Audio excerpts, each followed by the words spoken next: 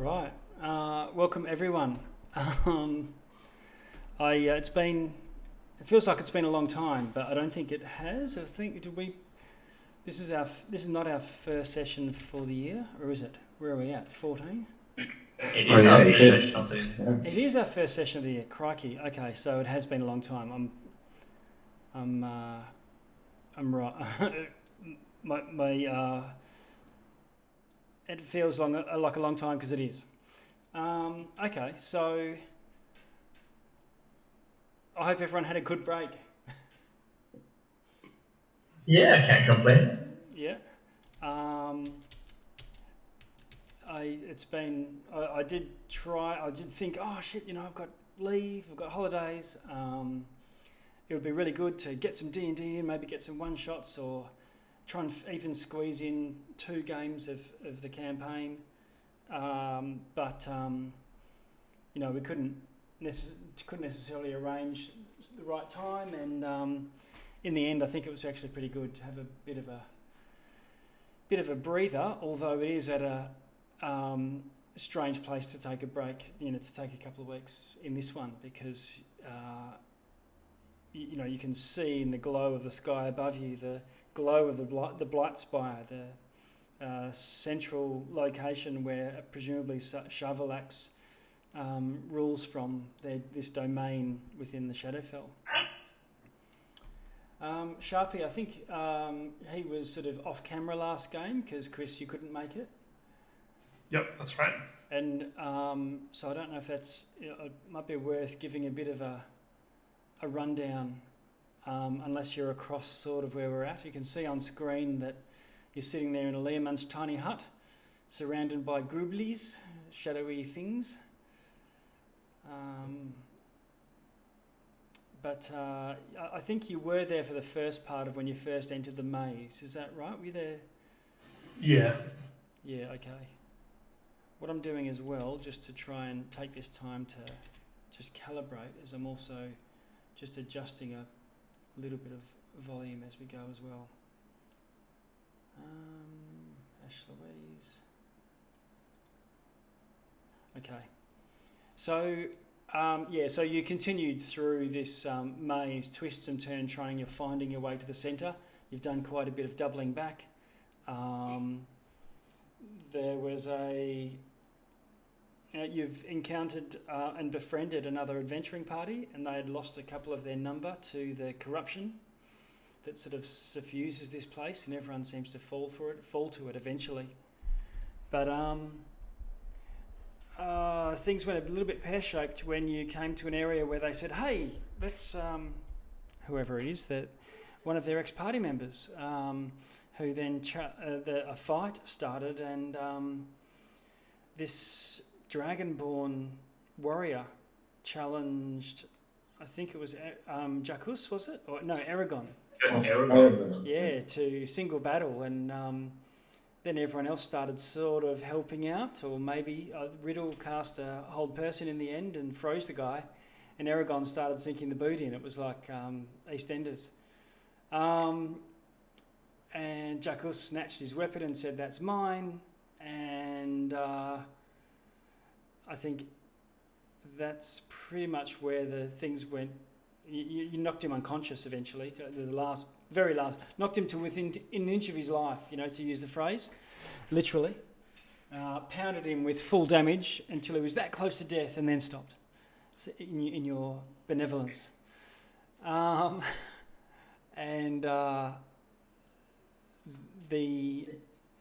think the others were saying, hey, hang on a sec, this is not on. He was clearly corrupt, but what can we do? Whatever. I don't know if anyone else wants to share their recollection or their perspective, because you might have all have seen it a little bit differently. How about you, Aragon? You were pretty central to it. No, you summed it up pretty well. Okay. I'm giving free advertising to a certain coffee company, which I won't name because otherwise it'll come on the podcast and they'll get a freebie there too. But I'll expect a lucrative sponsorship deal shortly.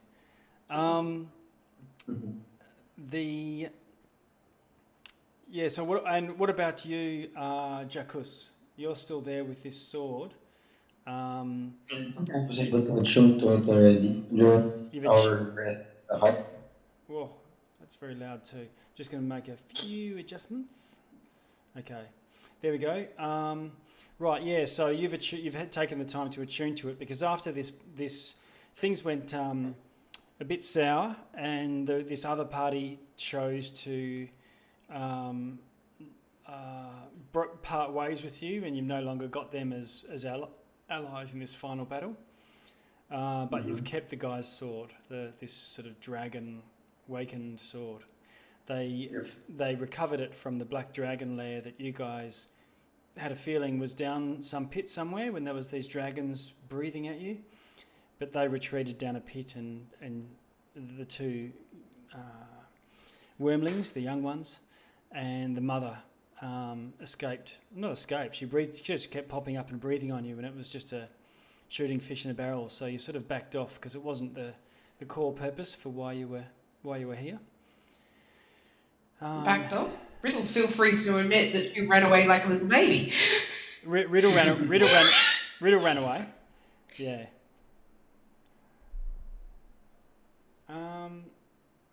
Okay, and what else? So I think then you continued on through this maze, encountered a few things. I don't think there was anything really critical, a few traps and treacherous areas. After having this big dust up, you've decided you're getting quite close towards the centre and knocked up a Lehman's tiny hut, which you can see on screen there, the green circle.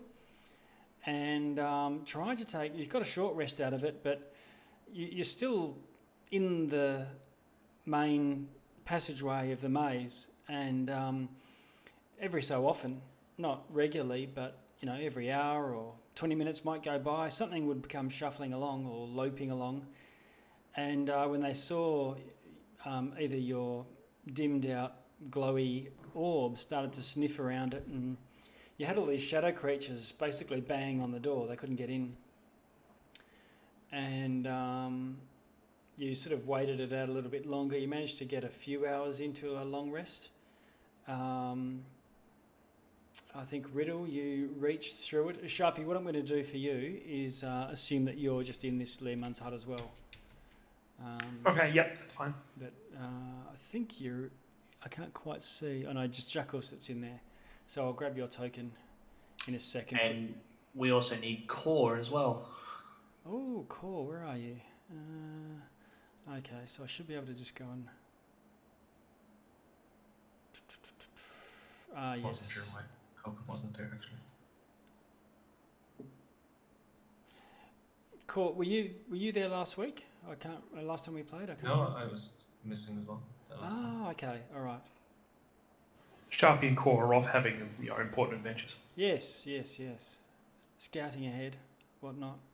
Okay, so where we are, there's Sharpie. I'm just grabbing you from another screen. Okay. And that way you can see what's going on, probably.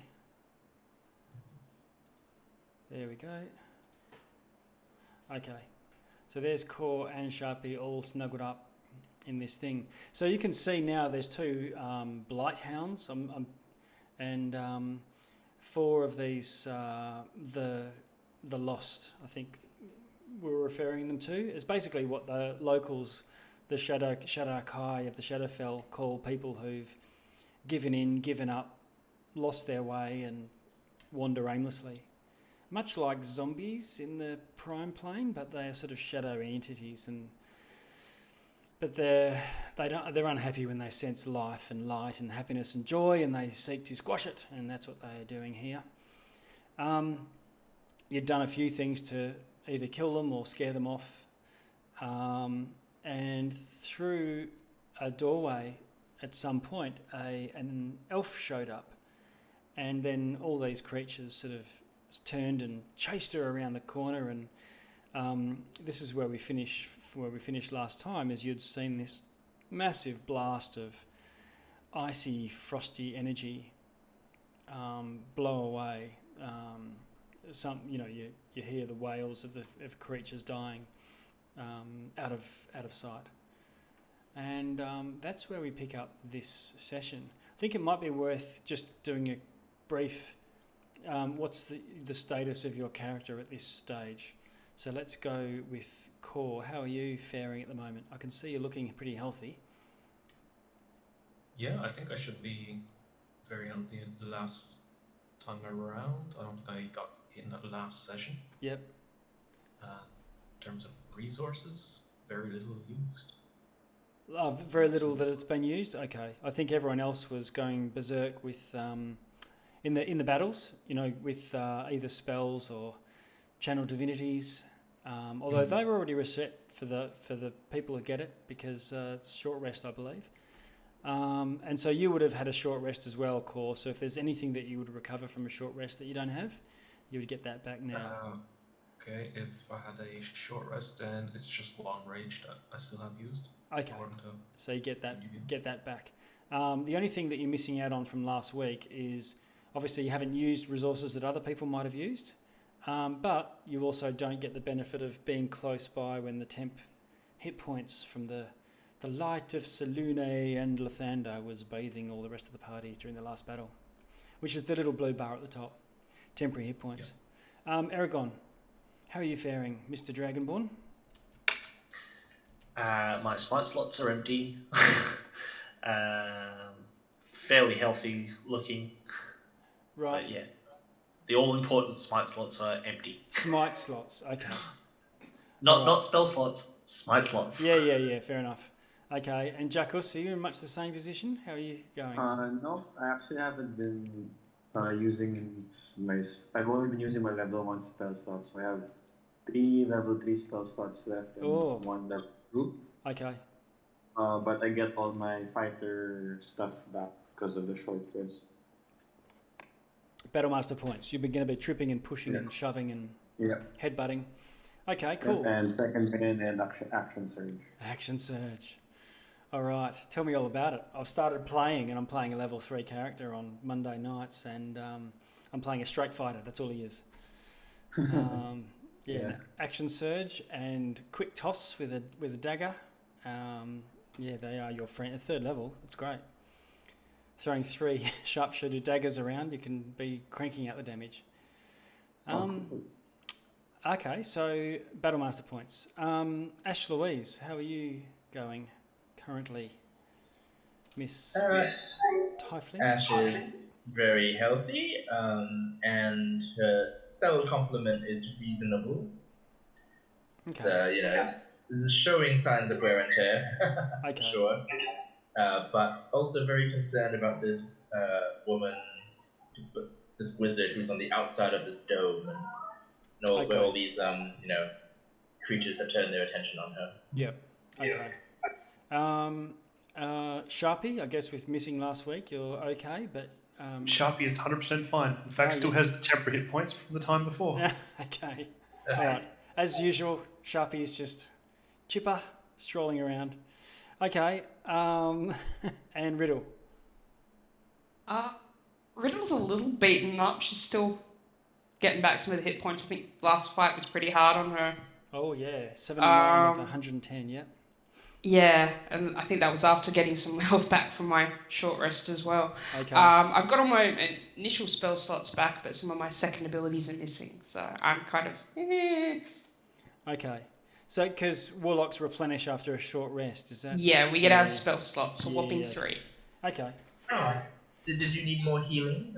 I can do some quick healing now. Only if you don't mind. I'll use an action to just very quick do a healer kit. Yeah, if there's any healing that you want to have, there's plenty of healing that could have happened over the course of... Because you've been spending hit dice in any case. Awesome. But remember, you're trying to take a long rest. So... I forget what we had... Like, if you keep casting spells... It interrupts it. Well, when do you start to recover those ones that you've now cast? Because you only get them after a long rest.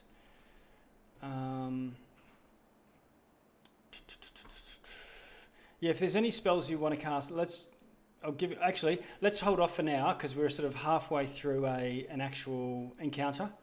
You know, I'll get everyone to roll initiative for this in a sec. And then it might be a moot point in any case. But so that's Riddle. So I guess let's have a look. I'm just opening up the initiative tracker, clearing it all out. Okay. And I think there was a question, what did the elf look like? Because there's a lot of shadow car around. It's not a shadow elf. It was a silver elf or high elf, I think they're called. There's another word for it, or moon elf. In the sort of flowing robes and so on, with a long staff. Okay, ready for the turn tracker.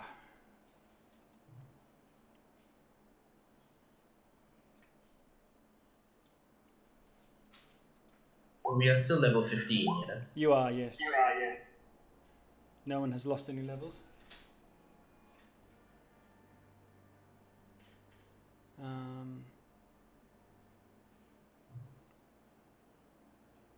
I'm not sure. Ding it. Just being asked my phone. Okay, so we've got a 21 on Sharpie, a 12 on Riddle. Can anyone hear music in Roll20 here? Yep. Okay. For some reason, the master for Discord is quite high, and then my PC audio is quite low. So, if the music gets too much, let me know. I can dial it back a little bit. Riddle Jackus on 10, Core 12. Actually, I'll sort them now that everyone's in there. And I'm just going to add all of this throng of shadow creatures. Okay. And I'll just say Elf Mage for the purposes of... Okay, Elf Mage, go up there, and we're in a happy place. Okay, so the first off the rank, surprise, surprise, Sharpie, and then Ash, and then Aragon. So Sharpie, what do you want to do? So the ones around us are the ones that haven't run off? Well, they've all sort of just shuffled off, and the first one to go around the corner seemed to get nailed, but they're all like looking in that direction. They've been knocked back a little bit because of being a bit wary of coming close to this thing. I think Jackus might have scared them, or Aragon, with an aura of terror or something, so... Okay, Sharpie's going to cast Invisibility and walk. Okay. Chuck a invisibility token on yourself.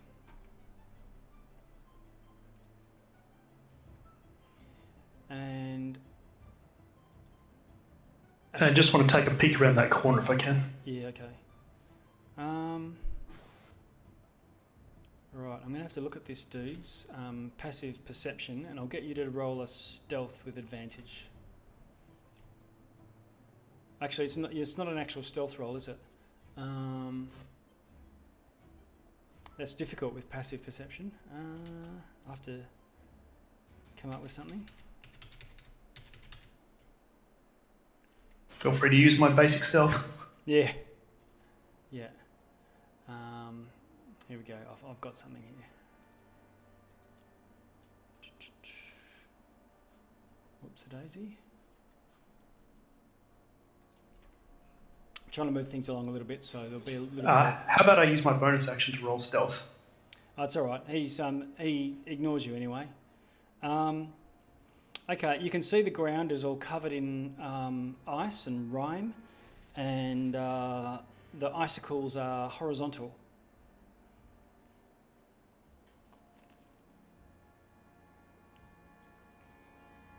Got a Frost is back. All right, Sharpie rolls his stealth and it's done. Okay. All right, Ash Louise. I look around and say, if you all want to help her, I can keep maintaining this shield. because you can always dip back inside and get hurt. Is it concentration, Ash? No, I don't believe so. It's just if I step outside, it is. Oh, I see. I see. Yep. Okay. So it's not concentration. You just have to, if you leave it, it blinks out. All right. Cool. So you're gonna stay there, not do any other action beyond maintaining the spell, or what? I will use that action to heal. I will say that and heal Riddle for 22 hit points. Okay. Roll the healing, and then Riddle can just apply it, and we'll move straight on to Aragon in that case. Oh yeah, I rolled earlier up there. Okay. Just type it in the chat. Aragon. Aragon is going to hurriedly try and put on his armor because he took it off. Now, trying to rest. How long is that going to take? 10 minutes? Normally is 10 minutes. Yeah. But Okay. if I use like I've been reading up on this, if you actually use your action and your bonus action trying to get your armor on, you can do it in less time. Yeah. Okay. All right. So let's say. Still takes time. Okay. You get the IKEA instructions out and start Allen keying, but it's more than one round. So we'll move on to.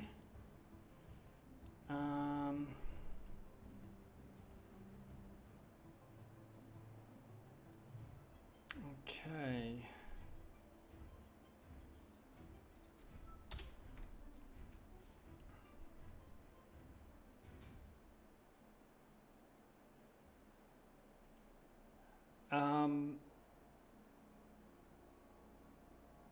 Sharpie, you're invisible just around the corner, and you see this Blighthound and this Lost directly right next to you.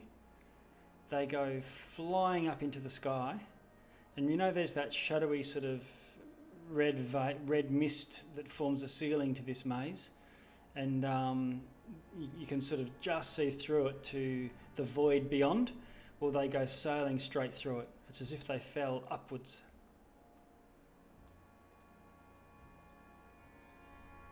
Sharpie's heard of that spell. Can't cast it. She's heard of it. And Core, what do you want to do? I'm going to go ahead and tactically rage at him to the face. Tactically rage? Yeah. Okay. So you rage, bonus action? Bonus action rage. Okay. And swinging recklessly twice. For a 28 and 26 to hit. So smash it twice with, this is a new hammer for you, isn't it? Yeah, the Oathbinder. So if these are fiends that are Oathbinder. undead, it does more damage. Okay. This is classed as undead.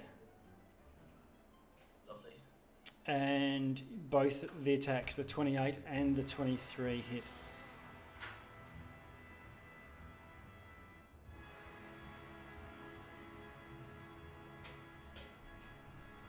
How'd you go? 26 on the first one, and 29 on the second. Okay, 26, huge blow, and half that's radiant from the looks of things, and 29. All right, so you should see a health bar there. Let's have a look.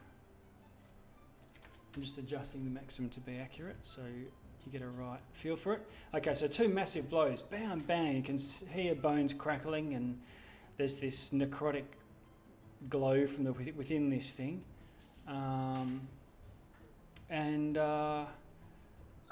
It survives it though.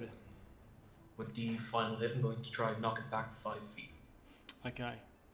It has to save, does it? Oh wait, actually, Crusher, I think it's an automatic. Okay. Yeah, just once per turn. Might be That's just bludgeoning damage. okay. It might be confusing it with the Battlemaster one. Okay, great. So, oh yeah, 5 feet. Cool. Yeah, and I'm gonna step back Nah. into lovely hut. Okay. All right, because it's out of reach now. No free strike. All right, and you rage back in. The rest of the party, you're now in a confined space with a raging barbarian. Riddle. I'm going to do a similar tactic if I can to Core and pop my head out enough that I can see someone and fire off some Eldritch Blast. Okay, so move yourself to whichever square you're going to be in. I think I was right on the get. I think that literally. Yep. Okay, so you just... You know what, no, I'll move 10 feet, so see if I can see any more. Okay. You can see a couple of these creatures to the south, and you can see that there's a blight hound very badly injured, whimpering away at itself and looking menacingly at the tiny hut. I am going to throw the Eldritch Blast at the hound then. Okay. Okay. Let's see. We're going to be nice tonight. Ah.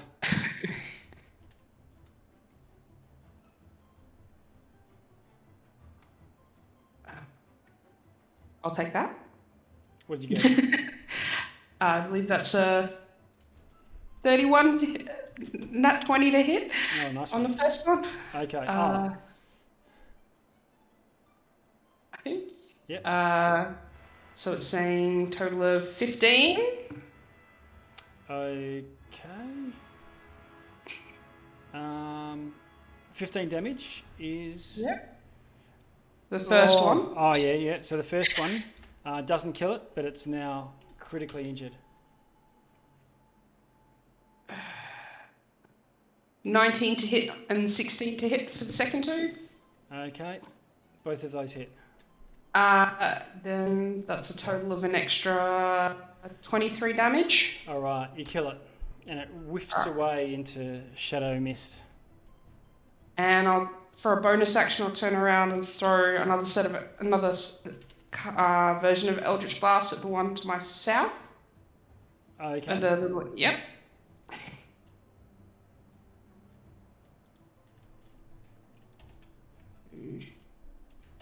Three.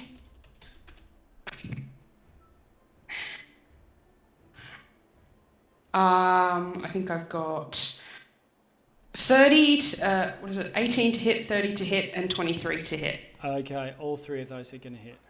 So that's another 17 damage.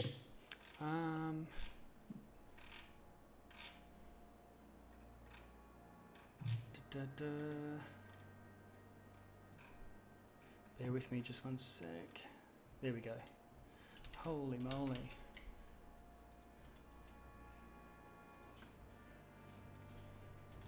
I'm just doing the deductions now. So there's that's 3 hits, right? How much damage, sorry? A total of 17. 2 of them were like little one. 1 on the damage. Yeah, okay. All right, so you injure him, but he's not even seriously injured for that. That's okay. And now I'm going to use the rest of my movement to run right back into the tiny hut. Yeah, fair enough. Okay. And then these creatures go. You're all in the tiny hut. Okay.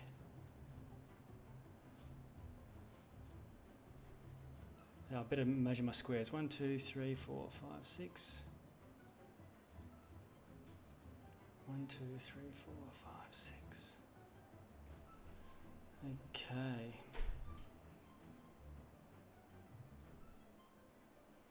And they all go racing through this doorway, not seeming to notice you, Sharpie. As it should be.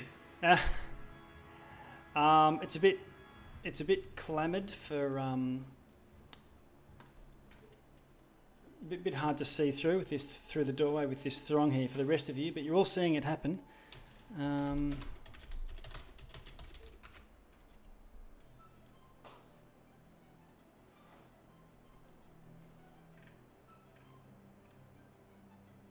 Okay.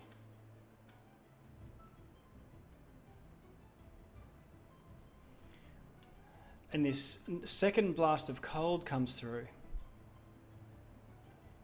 And unfortunately, it's going to penetrate the the dome, but I don't know how far. We'll see that in a minute.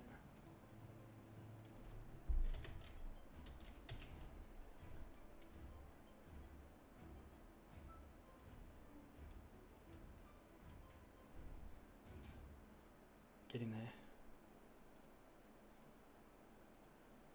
Oh, come on. There it is.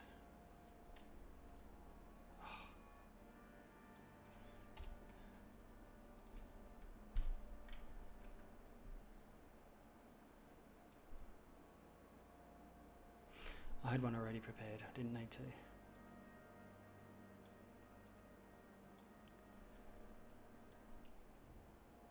Okay, so Core and Aragon, you're not going to get caught in this.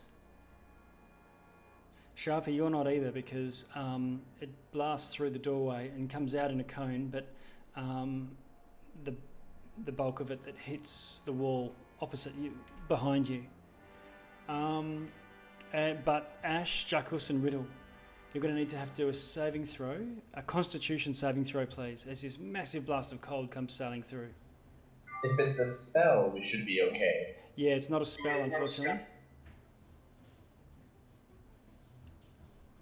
You're not sure what it is, but you would know that if it was magic, there's no way it would penetrate this dome. Magic can't go through it. How are we going? Constitution save? 7. 7 from Riddle. Remember your friendly paladins. Yes. +5. That's advantage, right? +5. +5. +5. So 12. 12. What about you, Jackus? When you say 16, is that with your bonus or not? Oh, Ash, a 4. My God. No, I have advantage, so it's 25. Oh, right. Is the advantage because it's cold? I didn't even factor that in. No, I have that shield that gives me advantage against all magic. This is not magic. This is just cold. Will be revealed in a second.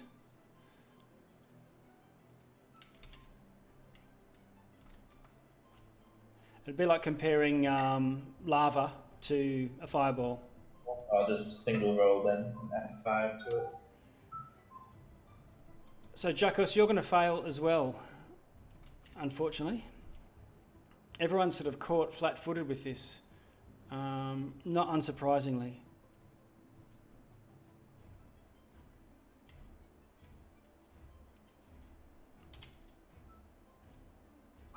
No, 13. Okay, and it does 50 damage. Each to the 3 of you. Remember to take it off your temporary hit points first.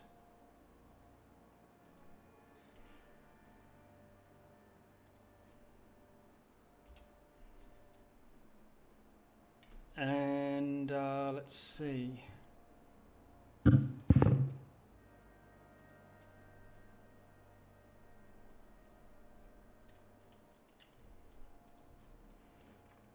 -50.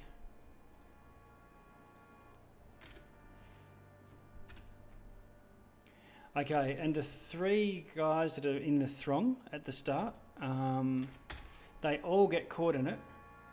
None of them are destroyed by it.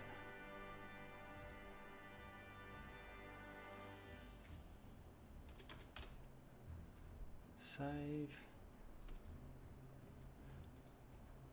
And it looks like all of them failed. Wow, are they badly hurt by that? I'm just adjusting their totals and things so the bars look right to you all. Because I can't see their bars actually. Oh, can't you? No. I'll adjust it for you while I'm talking, but I'll let you all carry on because that's what that happens. I'll keep adjusting them, but Jackus, you have your go. What would you like to do? Did we take that 50 as well? Yeah, all 3 of you that got caught in the blast.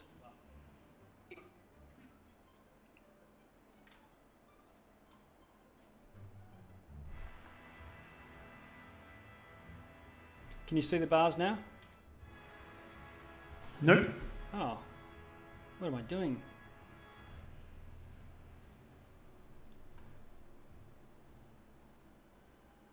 They're at about 1/3 health. Jackus, what do you want to do? Do we see where that ice beam came from? Well beyond the throng through the doorway. Okay, I'm just gonna try to move. I'm gonna hit this one first. Okay. I'll smash it once and then slash it another one. Okay, Time. all right. Smash it, then slash it. There's a lesson in life. I think that's the first one is a miss. The smashing hits with a 22. Yep, and then I think you should re-roll the 1. I think. All right. Oh. Well, finish the smash first and see what the story is. The smash does 16 damage, and then bonus action to take my slash. I'm gonna re-roll it. 28 to hit. Okay, that hits. That's a total of 22 damage. With the second attack. Yeah. Okay, the 22 destroys the creature. And then I'll move here, and then I'll use my final attack with the Smiter. Okay. 13. 13 is a miss, unfortunately. Alright. I believe. Let me just check. We could be close here. It's not a 1, is it? Yeah, I rolled a 2. Yeah, 15 is a miss. Alright. Yep, that's it. Okay.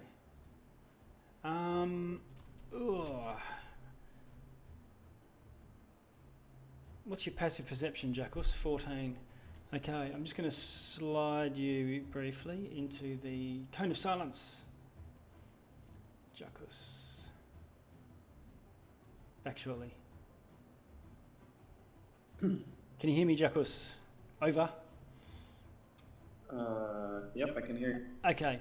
You see, beyond these 3 lost figures, there's a large open area beyond, filled with an enormous dragon. Oh, okay. Okay. And so you deduced that it was probably the cold breath of a dragon. Alright.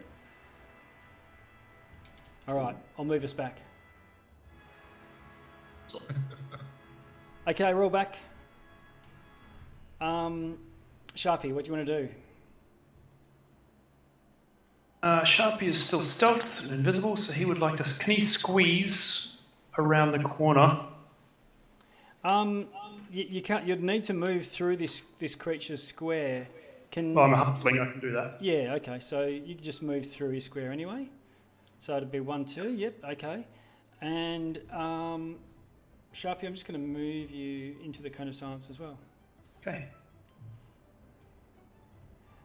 Sharpie, you're standing there, you've got these 3 creatures around you, but just beyond is this enormous dragon. Where is an enormous dragon? Where I'm pinging, just over here. And Oh, wow. Okay. What colour? Well, you can't tell because it's the shadow fell and everything is shades of grey. There are no Fair enough. There are no colours here. If you spend an action on a nature roll, then you might be able to deduce based on the horn shape or stuff like that. But Fair enough. yeah, And so the elf sorcerer and elf mage are both there. I'm just using. Oh yeah, there's an elf. Let's have a look. You can see the same elven figure from before over here.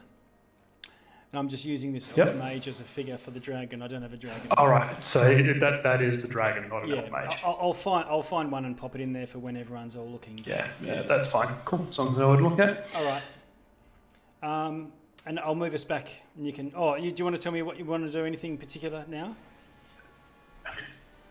He's going to move up to that elf sorcerer and ask him, "Is that dragon with you?" Okay.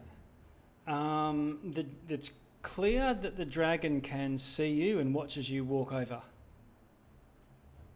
Yep, cool.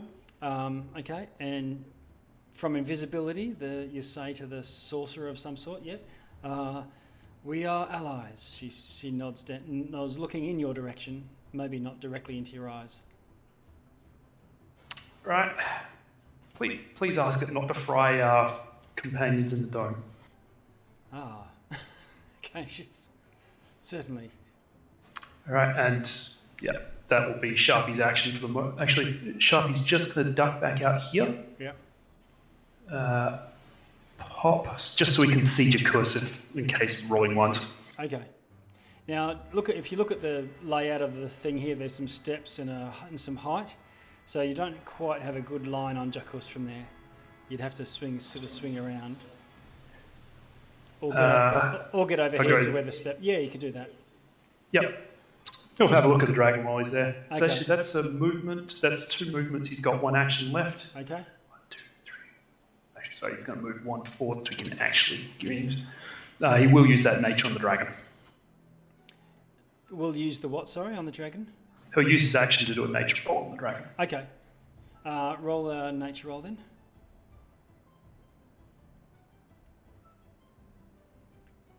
$20. Oh, okay. You reckon it's a silver dragon?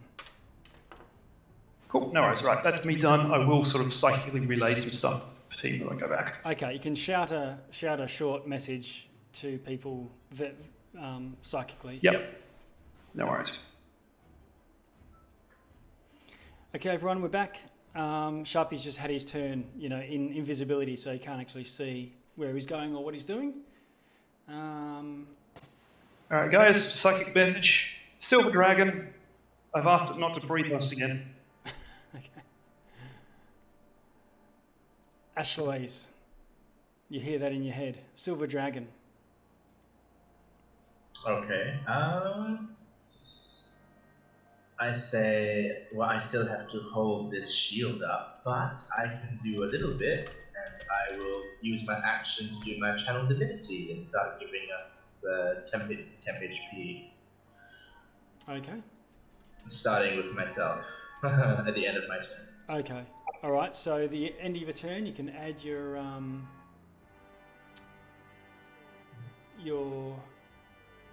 points to it. Mm-hmm. And I just say, yeah, stick around for just a few seconds, and then you can head out if you want. Okay. In that case, let's see who's next.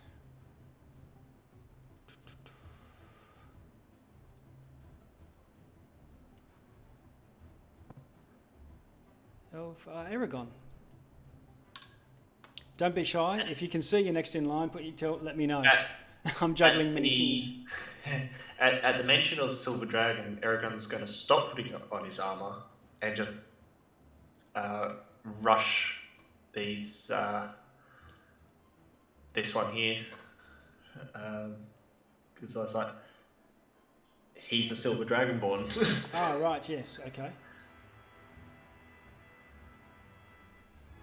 And, yep, and you can see that there's a dragon in the, let's see, I'll see if I can get a better picture for you.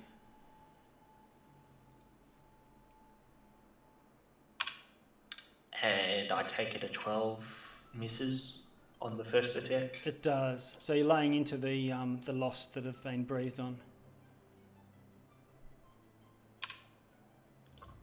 24 to hit. 24 hits? Attack. Yeah, no problem there.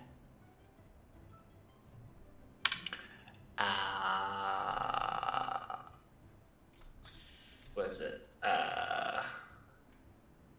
13 damage.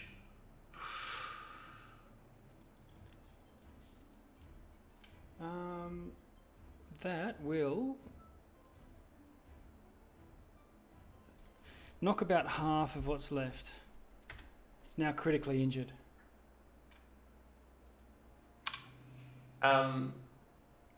Just as a side note, yep. Does it take any extra from Radiant that I can see? Because 4 of that damage was Radiant.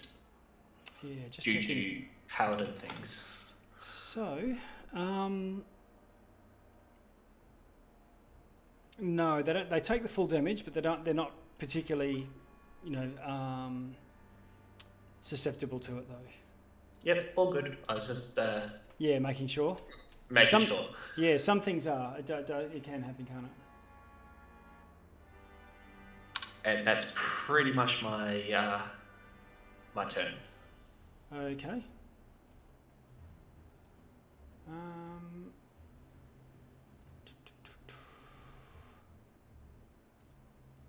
Elf. Okay, so it's not actually an elf mage. I'm just going to move him out of the way here.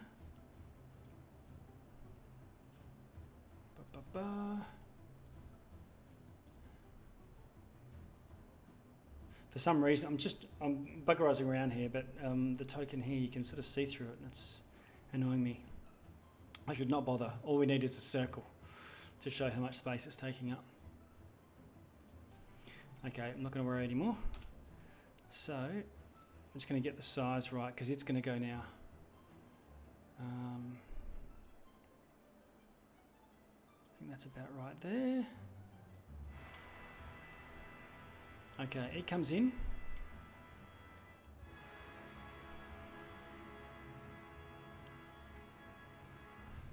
And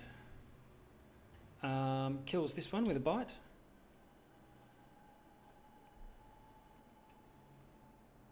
Kills that one with a claw. And it can't reach. Oh no, it can climb up on here and kill that one with a claw. And then it sort of takes a step back and folds its wings back and sort of looks around with a sort of bored expression on its face.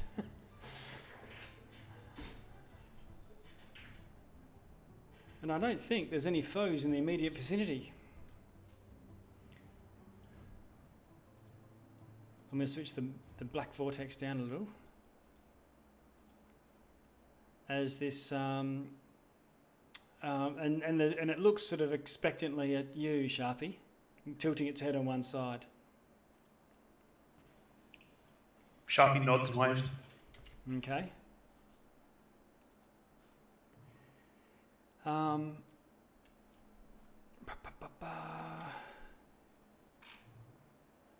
Just scrolling down a little. Where are we? Ah, yes. Well, this is uncommon, says the elf. We weren't expecting to find people with their faculties down here.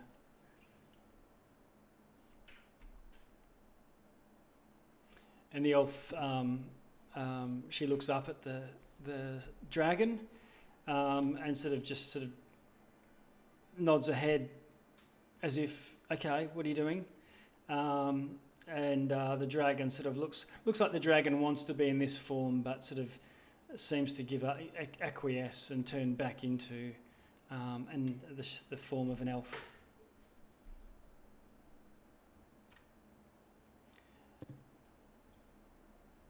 And they both step forward and say, well, I am Katrina, and this is Astrine, she says, gesturing to the silver dragon.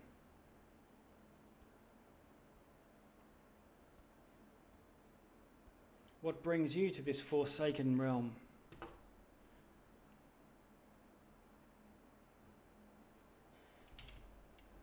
Aragon, you're the one that's right there that they're talking to. I was going to say, who are they addressing? Oh, just generally the group, but Core and Jackals are all there as well. Okay, I will step closer to be part of that, and I guess exiting the dome, but also giving everybody my 10 HP after that. Okay.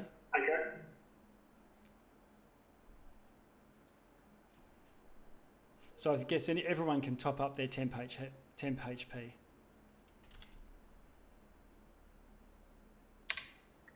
Aragon, not knowing what to do, just drops to his knees. Like he honestly doesn't know what to do in this situation. He's like, She says, "Oh, don't be silly. It seems we're amongst friends here. Up, come. What is your name?"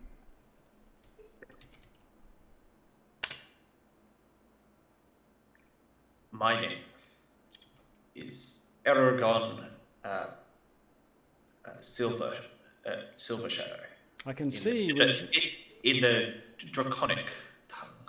She looks at the other one and says, "Oh, I see, we may even share some ancestry here. What brings you and your group to this domain?"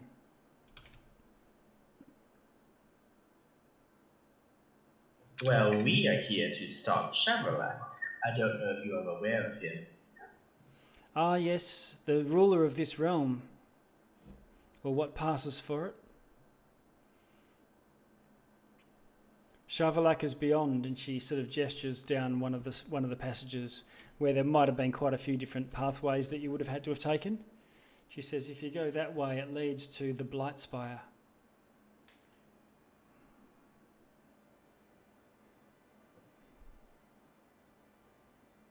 Is it far? Do you know what dangers or numbers we might be up against? Have you any advice? Well, it's very close. It's possible to wander this place for days, but you seem to have found your way right towards the heart of the maze. Shavolak harnesses much of their power. They use the sort of genderless, being reference, and they harness primordial essence of a deity or deities. If that is your true destination, then I would recommend finding and releasing those links. They will weaken the dark spirit significantly. Maybe you can free those entities and release the power back to whatever entities the power was harnessed from.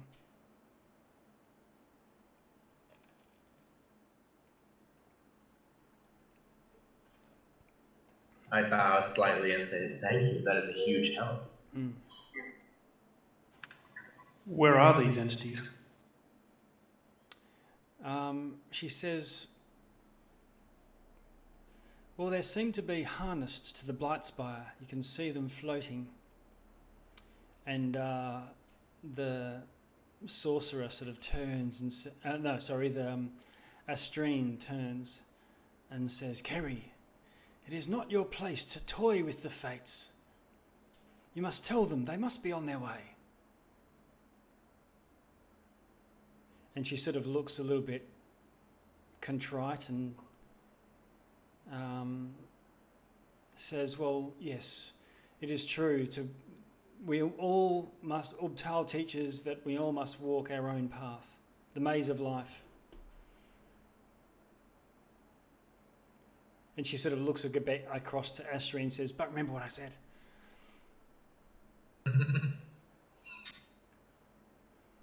I give her a knowing nod.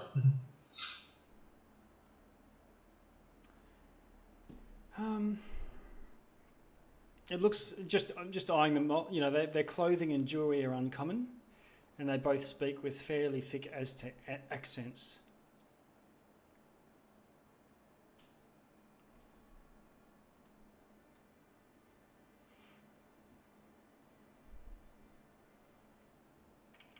They say, well,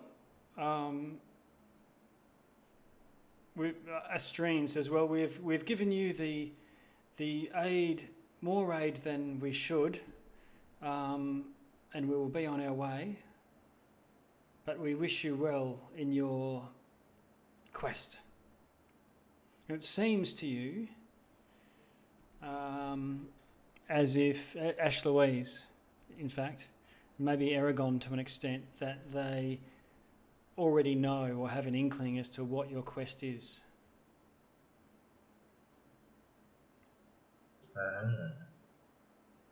Not beyond what you've just told them. Some observers? Perhaps.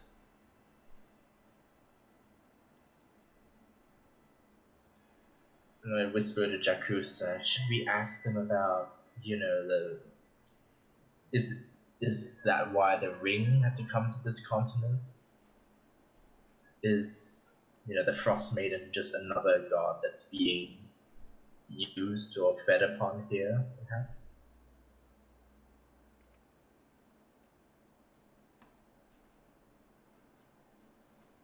Was that to Jacuz or to just asking them? Oh, to Jacuz, I think. To the team members of the Okay. of the North.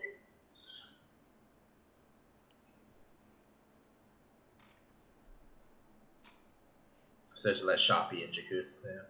Well, they're all right there in any case, so they're going to hear you when you ask, but you could just ask it. Sure, I'll ask them straight up then. Yeah.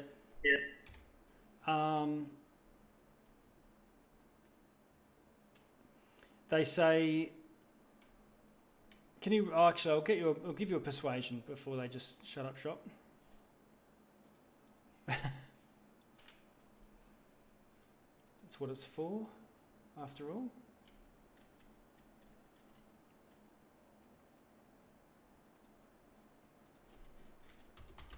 Do I get any advantage saying, we have fought to protect the world from one rogue god before?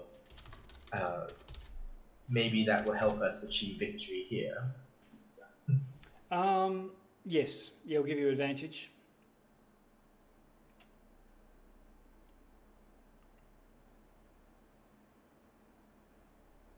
Okay, let's see. Persuasion.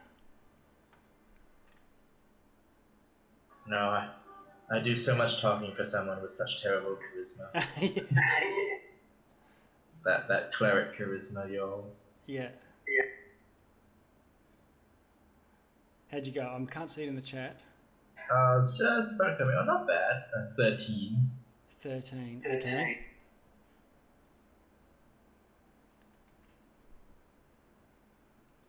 Okay. So Kerry says, no doubt Shavolak has harnessed the what remains of the Frost Maiden's power as well. And Astrine says, yes, who can say? And they both say, however, we must take our leave. We'll have our own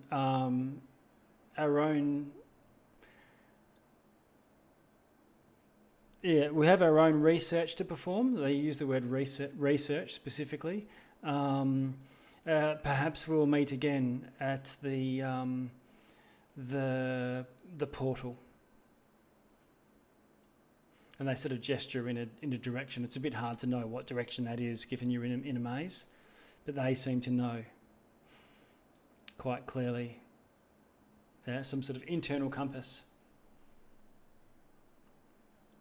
And with that, they start they both start to move on. As I walk away, Riddle goes, "Thank you for not eating us." Okay. You never thank me for not eating you. Pretty sure I could run faster than you. Riddle, the sorcerer turns to you and says, "Oh, by the way, why were you in that dome?" Who did she turn to? Riddle. We were trying to have a nap. In the corridor. It seemed like a good idea at the time. She actually comes back over, and Astrine sort of got his arms crossed, drumming his fingers on his bicep.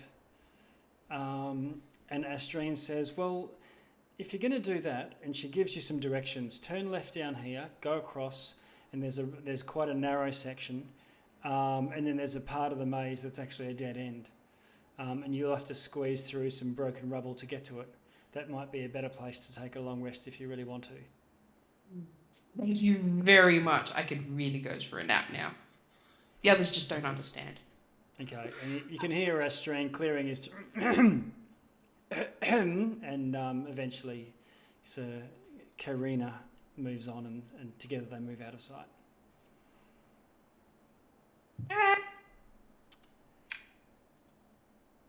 So, I'll gather up the rest of my armor and yes.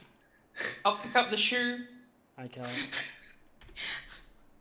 Hey guys, they just gave me directions to a good place to have a proper nap. Oh, excellent. Sounds like a plan. Salune knows we need one. Okay. So are you going to go there, or from the you're going to go there from the sounds of it? Yes, please. Okay. And that would mean, Ash Louise, you conjuring another one of these things? Yes, certainly. Okay. So you follow the instructions, find your way a place, fast track to putting down the Leomund's tiny hut, and you manage to get 8 hours of uninterrupted rest out of it. So if anyone wants to spend hit, now remember we're doing slower healing or natural healing, so you don't just get all your hit points back overnight or over a long rest, but you do get all your hit dice back and can spend some straight away, and you also, all the long rest things re-trigger as well, and you might want to change spells or anything like that. So I'll let you just do that. What are we at? 9 o'clock. So we're just 1 hour in, and you're a hop, skip, and a jump away from the centre of the maze.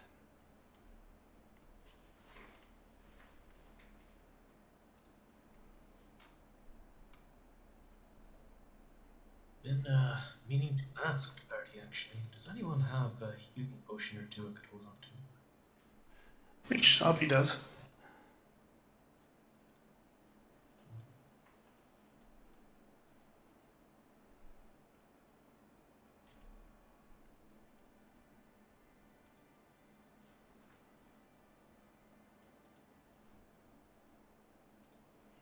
What were you after? A cloak? Healing potion. No, sorry, Sharpie does not have any more. Yeah, no problem.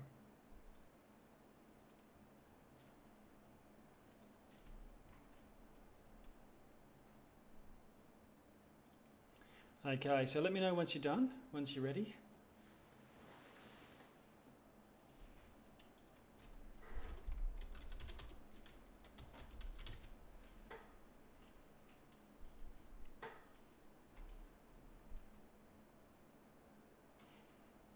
Okay. I'm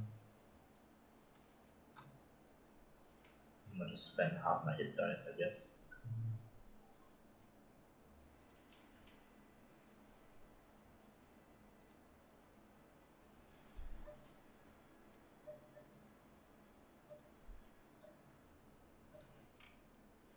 So we're having a long rest, yes? Yes. Okay.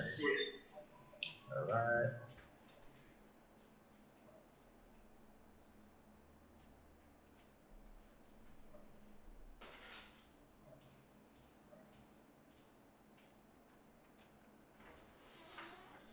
And seeing as you're all doing that.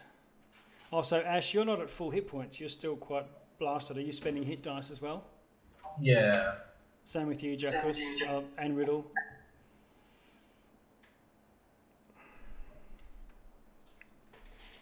Just because I'll grab your tokens at the health and status and things that it needs to be before we move on.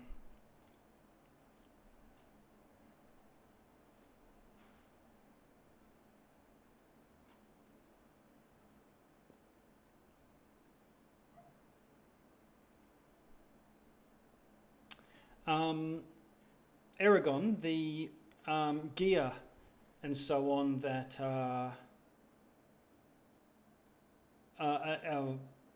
probably Aragon and Jackus actually, you would notice that the style of their armour, for what it was that they have, it's not really proper armour, but you know, the shoulder piece and so on, is a similar sort of style to that red armour that I think Jackus is wearing currently. The Aztecian. Yes, yeah. Maztica. Another continent to the west.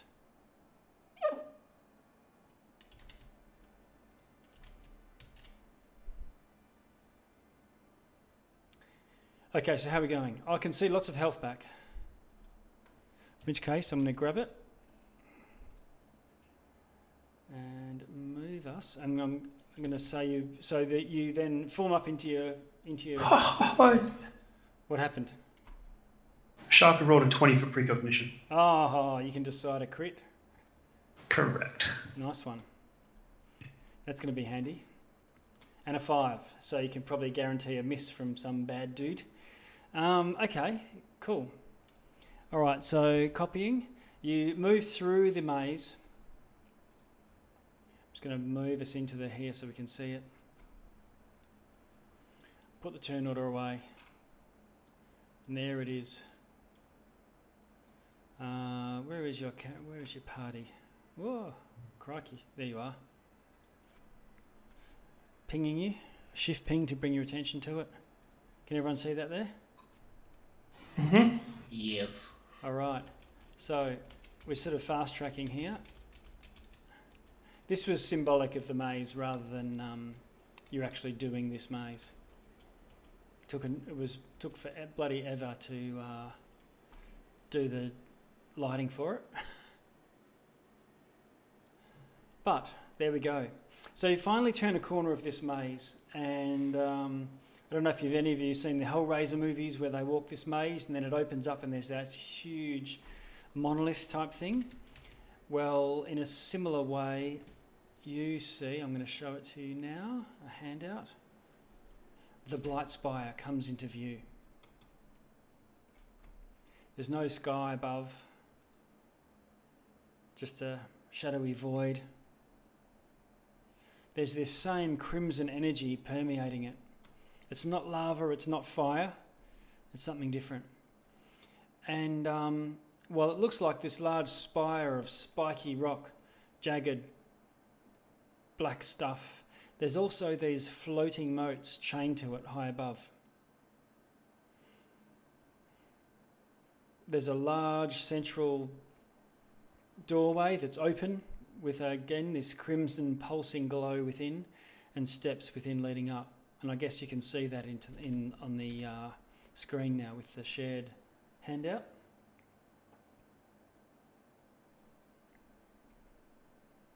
Is anyone seeing that, by the way?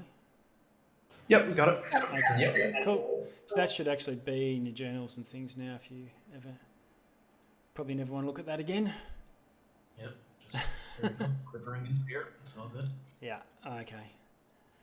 So that's what you see. Riddle looks up and goes, "Am I the only one with the sudden urge to go and defrost my oven?" Yeah. Let's see, so... What are you going to do?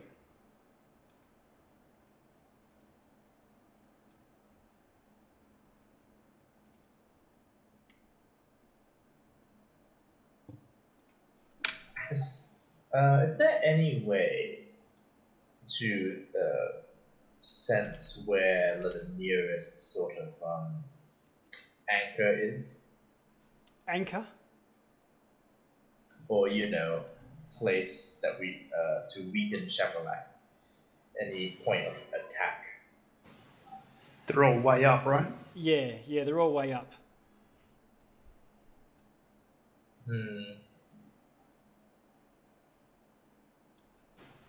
So we're looking for an entrance, or are we climbing our way up the outside? You can see an entrance.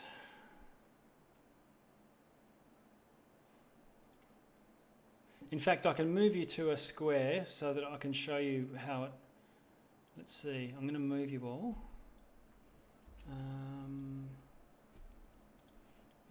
This should work. Also, just quickly, during our walk, I've put mage armor on myself, and as long as I'm not in combat, I will continue to do so. Okay, all right, so you've got mage armor, and you're feeling a bit better now with that. And here you are, you're facing this large spire, 10-foot wide staircase, or 20-foot wide, but and it goes up to a tall, peaked archway that goes in. There's no door.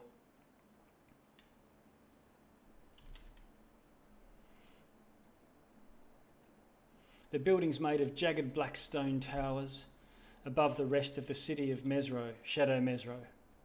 Its upper spires are reaching into the cold grey sky, and there's large chunks of dark rock floating near the top, each one linked by a spire to the upper spire by thick black iron chains. It widens at the bottom where there's a grand entryway. No guards of any sort, no movement of any sort. However, there is an ominous dark glow emanating from within. Even cracks in the rock you can see glowing. It rhythmically pulses like a beating heart.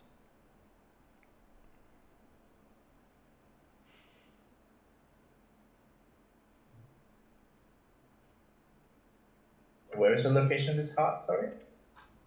Oh, it's just the image that it evokes when you look at the pulsing of the light that comes through the doorway.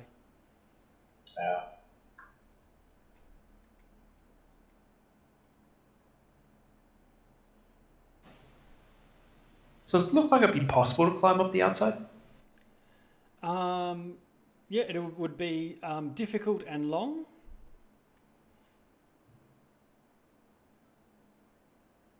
You know, so you might be, you know, it's like looking at a large multi-pitch climb, number of climbs.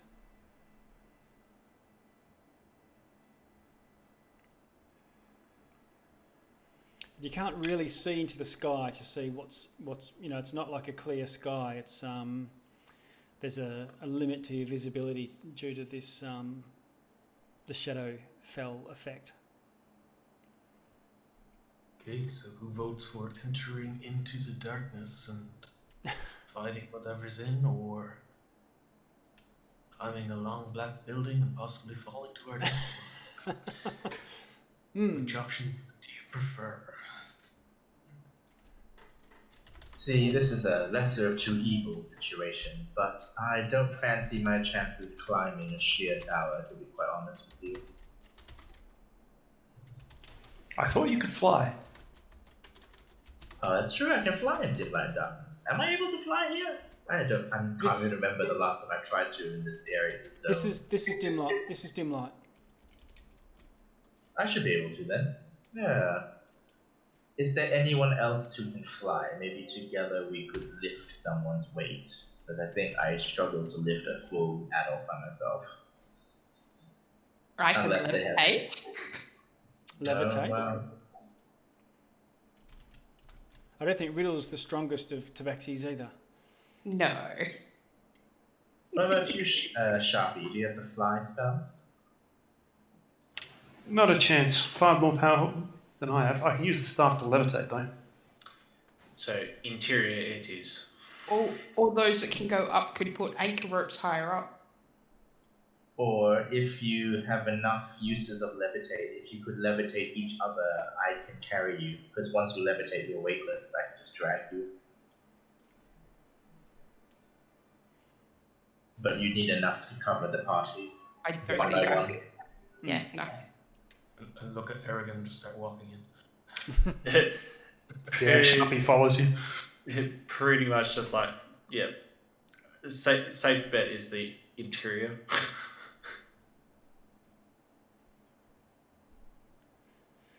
Riddle, you're quite close to the interior and you can see it goes on and it has a slow twist to it, slow bend. You can probably see 50 feet.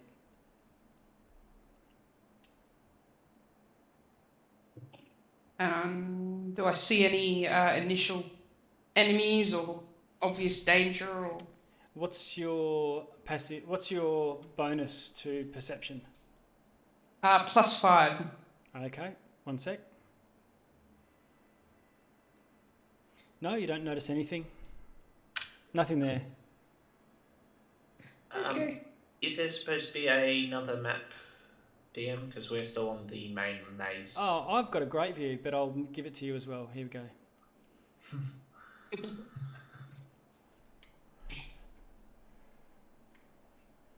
I hadn't shifted your tab across. I was sitting there looking at the entrance. How's it looking now? Much better. We need some better music though. How about Anxiety? And Riddle would like to attempt to stealth as we go. Okay. You can take your time, move half speed and stealth as well. Yep. Dirty 20. Okay. All right.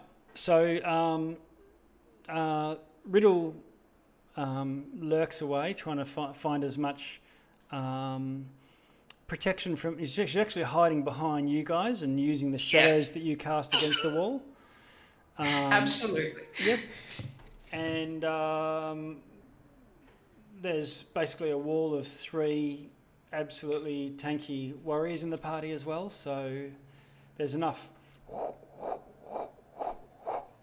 marching down the corridor. And I think even Ash, you're in leather armor, I believe. I can't remember. Yes. Yeah. Okay. So you're not the tanky type of cleric. Not anymore. No. Okay. Let me move on. And finally, the doorway opens out into what looks like a great hall, roughly circular, very large, maybe 60 foot across. The walls and floors are made of this same polished stone, that same sort of jagged black stone that you saw on the outside, but this time polished smooth. There's a ring of glowing braziers encircling the chamber, and these are what emanates this reddish violet flame. In the centre of the area, there's a symbol of a maze, and it's surrounded by strange sigils engraved onto it. And there's this trail of inky shadow which writhes from the centre of the symbol up to the ceiling, 30 feet above. And it's pretty much a dome. I can move us to another area of map to simulate, to demonstrate this.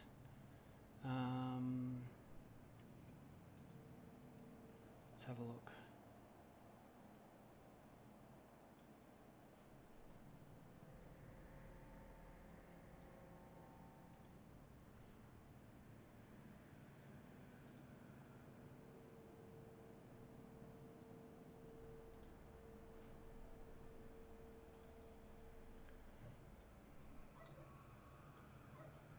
Okay, so this should be working now. I've got Sharpie, Riddle and Aragon at the back, and the 3 warriors up the front.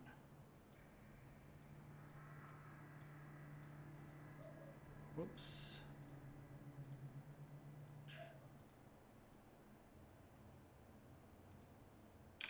So Aragon will be up front with Kor and Jacques.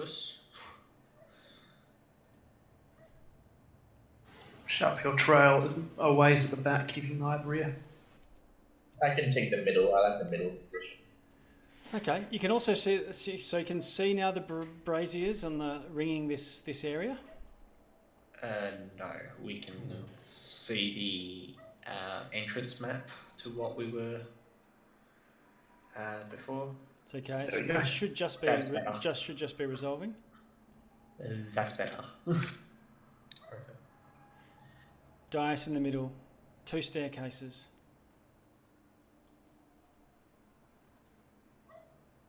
Creepiness all around. And these pulsing violet, fires. Jacques, let's have a look here. You take a step in, and you see movement to the side. Let's have a look, Aragon. What's your passive? It's 20. Yeah. So you're the same. And one of you's got you've got alertness. Is that right? No. Who's? Oh, is that a different character? Was it? That was Mortel. Really? Oh wow. Yeah. I'm living in the past. Okay. Which side do we see movement? Both. Oh, both. Okay. Both. Bear with me. I'm going to open and clear out initiative because I think it may. Remove all turns. Clear. Add yourselves in any case. Just. Can see a 7 from Jacques.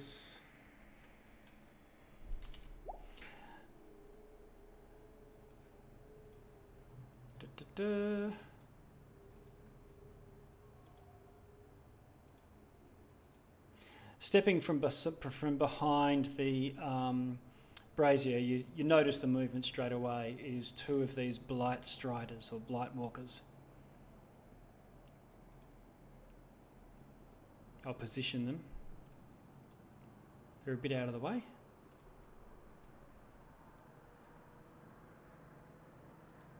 And both Jacus, you and Aragon, notice one towards the back as well.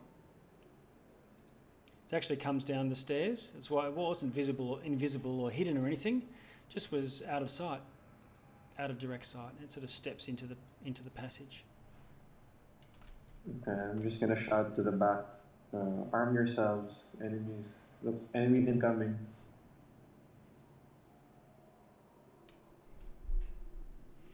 Okay, you're not too sure, Jacus, but it's possible that these two Blightwalkers emanated from the braziers themselves rather than hiding behind it. Okay. Now, one thing I need everyone to do just to start with is you realise there's been a slow creeping, a weight upon your shoulders as you've walked down this passage. So much so that you may have an effect that's sort of crept up on you. I'll get everyone to do a wisdom saving throw. You can give paladin bonuses based on where paladins are right now. Oh, thank God. Sharpie, even you'll be affected by this, so you'll need to do a save. It's a 14 saving throw, so if anyone failed that, let me know. Oh. The barbarian got 15, I'm happy. Oh, happy days. Okay, so everyone, as you're walking along, you can hear these like something, chattering away in your ear, almost so that it could send you mad. But you're all strong enough of mind and character to push that aside and focus on the goal ahead.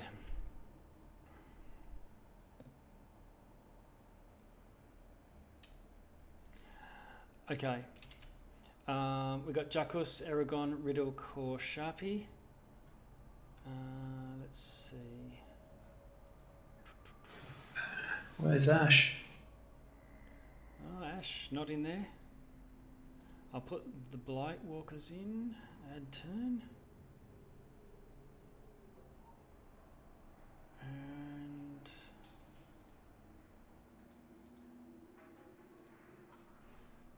I'm going to put just someone called the Concierge.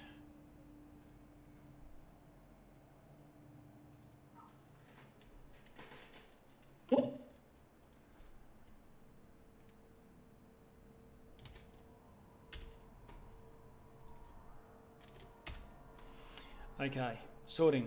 So it takes a little while. That's just the mechanics of this. Okay, so Aragon, you're going to go on 23.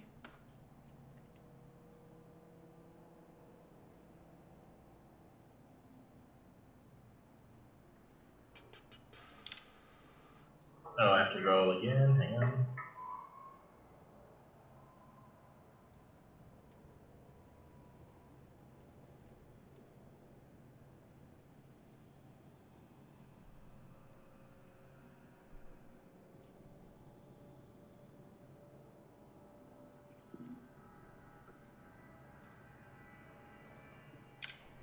And Jacus, you can hear these great wings beating somewhere ahead. So much so that this tendril of shadow rising from the dais in the middle is sort of disrupted by something moving in the air. And you can hear it getting closer and closer. Until eventually you hear this right near you. And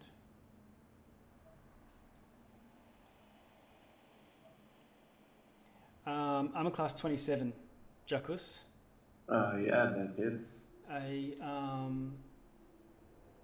massive blow comes sailing in, doing 14 damage. Okay. Oh. Yep. And with that, a Alright. creature that might have been invisible before becomes visible to you. The concierge. It takes another swing after that, actually. Yes, it does. Hitting armor class 20, hitting armor class 22. That misses. Okay. Wow. I need to be shuffled into initiative. Oh, do you? Okay, yep, I'll move you up there. Wow, 20 and you're not even halfway up the roll. Okay. And then the creature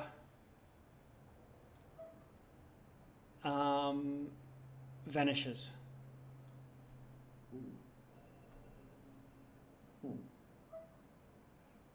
Aragon, what do you want to do? I'm going to use my action to see invisibility. Okay, is that a spell? It is a spell Okay. to cast. All right, so you cast Detect Invisibility and looking around, what sort of range is that? 60 foot, I believe? Up to my vision range. What? Yeah, so... Yeah. See invisibility is, for the duration, you see invisible creatures and objects as if they were visible. You can see into the ethereal plane. Ethereal creatures and objects appear ghostly and translucent. Okay. It has Alright. no range. You don't see any ethereal, ghostly, or translucent, or invisible creatures anywhere. It's just a precaution. Yep. But put a token on so that to remind you and remind me, perhaps. But so you've cast a spell. Do you want to do any movement? Do these Blightwalkers look hostile as well? Yeah, they do. Then I will walk up to this one here and just interposing myself so he doesn't Okay. attack. Go and get in his face, up in his grill. All right. Yep. Sharpie at 22. All right, so Sharpie's going to telepathically ask anyone to see where that huge demon went. He's just going to move up to here. He is going to. What are these like? Now that he's here, what are these like braziers around the outside? They look like standard satanic fare. They look like little Webbers with purple bricks. Fair enough. Sharpie is going to throw a psychic blade at the one facing Aragon. Right, okay, go for it. Roll to hit. 26. 26 hits. 29 damage. 29 damage, alright. Boom, boom. Bam. Big hit and it rocks back on its feet. Right, then 1, 2, 3, 4, 5 over there. Done. Okay. And that would mean we move on to core. Alright then. And did you say it looked like these things came out of those braziers? Yes. Well, you weren't sure. They might have sort of stepped out of it or out from behind it. But there was a time, I think, when particularly Aragon and Jacques might have thought that they erupted from it. Okay. I'm going to rush along inside. Okay. And as my action, I'll actually use magic awareness Okay. for any spell or magic item or of the like within 60 feet. Okay. So you cast your spider senses out, and other than the braziers are emanating a little magic of their own, they're permanently afire and permanently giving off odd sort of light. And the main dais is radiating magic as well. Okay, do I know what type or just Transmutation. I will yell that out to the party, or even telepathically. I think we're able to speak. I don't know if that's sharing. Okay. No, it's just to me telepathically. Other than that, then I'm going to rush forward, get in the face of this Blightwalker, and just bonus action rage. Okay, you rage on out. Ash Louise, what do you want to do? Do we know where the enemy is? You I can't see it. No. I will just advance to be in front of Sharpie.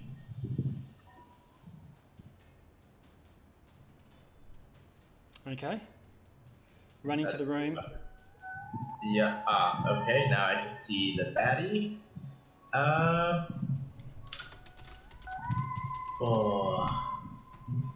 I will use Sacred Flame on the one fighting Core. Okay. That's to make a dex save. Dex save. Let's go for it. Just checking the magic. They get no.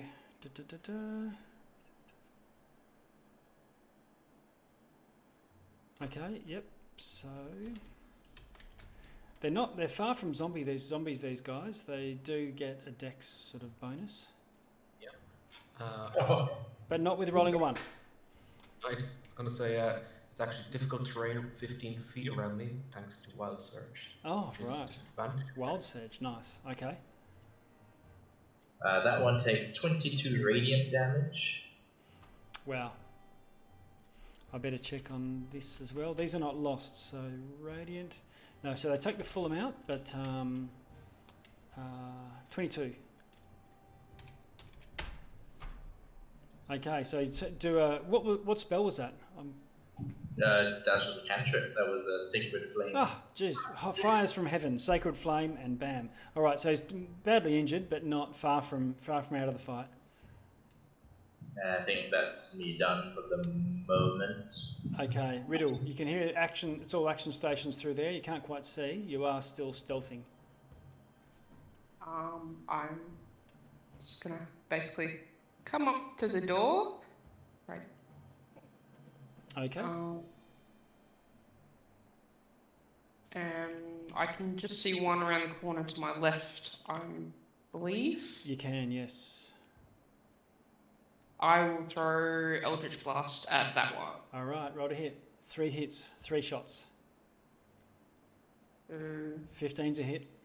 3, 15, 13, and 19. Okay, so the 13 misses, but the other 2 hit. Yep. So that's 11 points of damage for that. What do you want to call it? That set of Eldritch Blast, and I'll throw off another one. Okay. Same guy. Braces. Yep. Bang, bang, bang. 2, 3. Hit. Do. 18, 26 damage. Johnny Rambo. Okay, 26. Bang, bang, bang. Okay, it's now got all these holes in it. You can see some ribs and things poking out. Shattered legs, but it's still standing. And then that would be my turn for the moment. Okay, no more hidiness. No, I've taken that off. Okay, the Blightwalkers go. Let's have a look.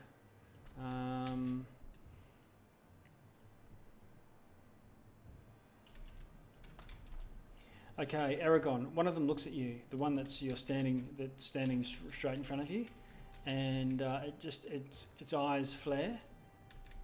And you need to roll a Constitution saving throw, please.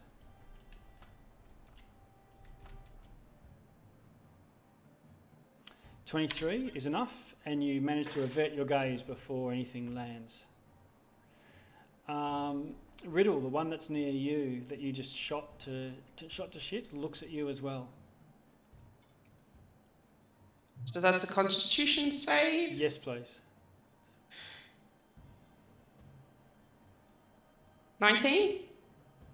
Okay, 19 is a pass, and you managed to avoid it as well. And lastly, Core, can you do a Constitution saving throw as well? Certainly. A 30. 30? Jeez. Okay, yeah, you also avert your gaze against this thing. You've fought them before, and you must be knowing. You just attack them, then turn your face to one side. Attack, turn your face to one side, and their gazes are not landing. Do we recall how bad their gazes were? I can't remember how damaging they were. No, just like a scorching ray type thing, but necrotic, roughly. Oh, fair enough. Okay, Jacuz, you finally get a go. Save the best till last. I'm gonna chase the Blightspire. Okay, 1, 2, 3, 4, 5. 5 will get you close to it to fight. Yep. And smash and slash. Smash and slash. Okay, that means mace first, does it? Yep. 25 to hit. 25 and a 15. Both of those hit. So that's 10 and 23. Okay, those two collectively destroy it, and it falls in a heap. Alright, I'll just stay here. That's it for now. Okay. Rightio. The concierge.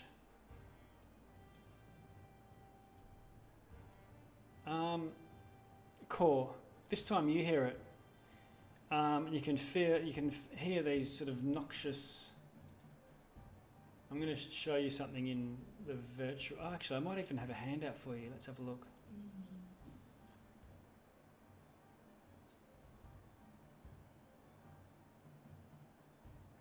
No, I don't. But I can show you sort of. Oh no, you even just from the picture is enough. You hear, and with wings sort of crouching down, it ducks down, and it's moving slowly because it's having to sort of squeeze through into your range. But it comes to fairly close to you here.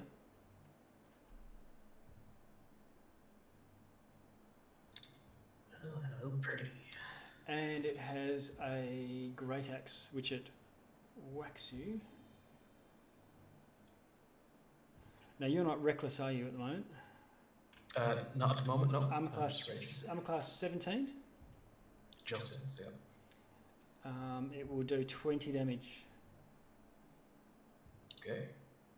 You're raging though? I am. Okay. And it concentrates for a moment and vanishes. Any chance using some sort of arcana to figure out what it did? It's using some sort of innate ability, but it's definitely you can roll an. You need an action. You need an action to investigate it. But I can't use an action on its turn. No, so you can ready it to see. You've seen it do it twice. Actually, what is your passive arcana? Plus 14. Okay. So you could probably audibly hear a pop. You think it's physically displacing. Cool. Excellent. Could be anything. Could be, it's the same sort of thing that happens when you Dimension Door, Misty Step, Teleport, Shadow Step, monks do it. There's another one, Phase Step, that some fairies do. And all but of it those, is teleporting. all of those you move from one place to another. But the pop is the giveaway for you as a arcanist, because the air is rushing into the space that he had occupied previously. There's a few other spells like Seeming, where you go invisible and then walk away, leaving an image behind you, or other things. But I think you got the gist of it with your passive arcana. Yep, that's cool. Thank you. Riddle, you hear something behind you, and turning, you see this enormous demon filling the passage, and it takes a whack on you with its axe. Hitting armor class 16. No. Okay, so your mage armor goes ting, and just like Paul Atreides in Dune, the weapon just stops in your field of force. Yay. Watch the movie if you haven't; it's awesome. Aragon. Well, I'm going to hit this one right in front of me. Yep, the Blight Fellow, we'll call him. Roll to hit. Aragon, being a man of simple tastes, has one weapon. 27 to hit. We'll call that a hit. What are you going to do? Chop him up. How much damage? I'm going to also add a first level Divine Smite to this. Okay. First level Divine Smite. It is undead.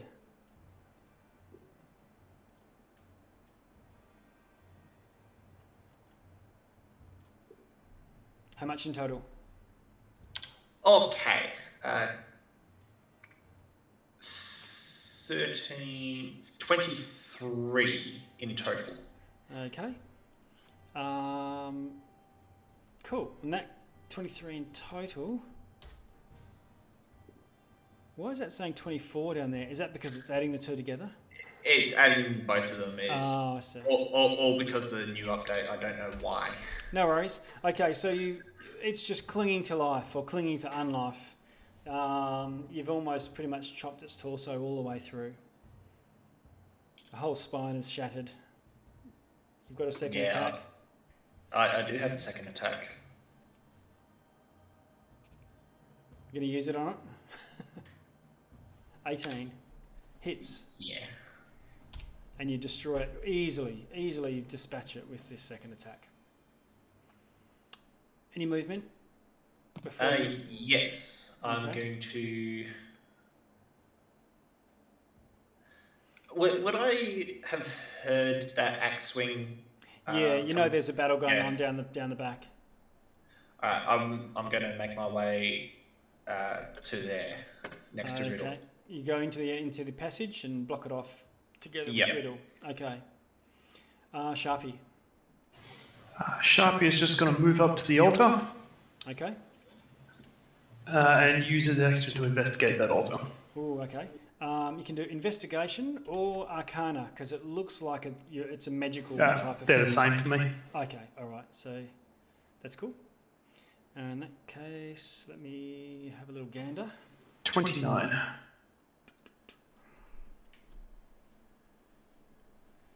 Okay, the inscription on it looks like a maze, but instead of it being a maze as a representation of Abtal, it's somehow corrupted. And what was your roll? Remind me again, sorry? 29. 29, yeah. So you determined that this is probably the sort of Shavolak's corrupted version of his own sort of holy symbol, rather than the one that you've seen devotees of Abtal wearing around their neck. The similarities to Abtal are fairly obvious. This shadow trail is about that rises up from it is about 2 feet wide.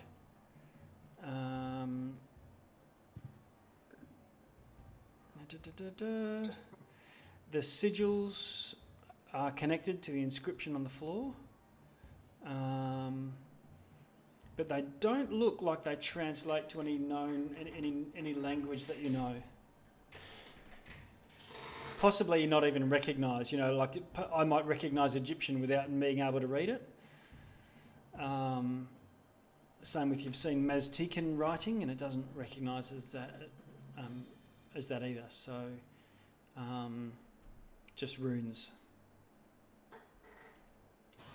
Okay. And nothing I can recognise that it's doing or actively doing? No.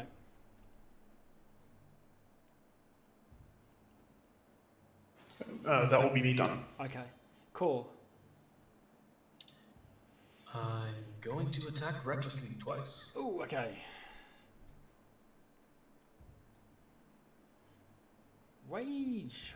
Very nice. The first one hits with a 25. Very nice. How much damage? Crit on the first one. That is going to be 5. Oh, 18, sorry. 18 damage. So 18 damage is not enough to put it down. It's going to take that second, which is a natural 20. Natural 20 with brutal critical, with the oak binder, everything. So that's 4d8, I think, with the radiant damage. Yep. Yes, right. Because this huge two-handed maul you've got also has the properties of a mace of disruption. Yeah. Yeah, 46 even. So that's a total of 48 damage. Is that with the one hit? With the one hit, that one crit, yeah. Ah, all right. You smash it to oblivion, and it's gone. Okay. I'm gonna run over here. That's all. All right. Movement. Yeah, you got it. Okay. So Ash Louise, we're back up to you. I will. Oh, there's no enemies left now, so. None in the room that you're in, but you can tell that there's a battle going on through the passage. Oh, I can actually see the concierge. Oh, can you? Yeah, right. Yeah. Okay. I will cast a. Oh. Do I know if he's using a spell? You've seen him bopping about a bit, but you haven't seen him gesticulating or whatnot.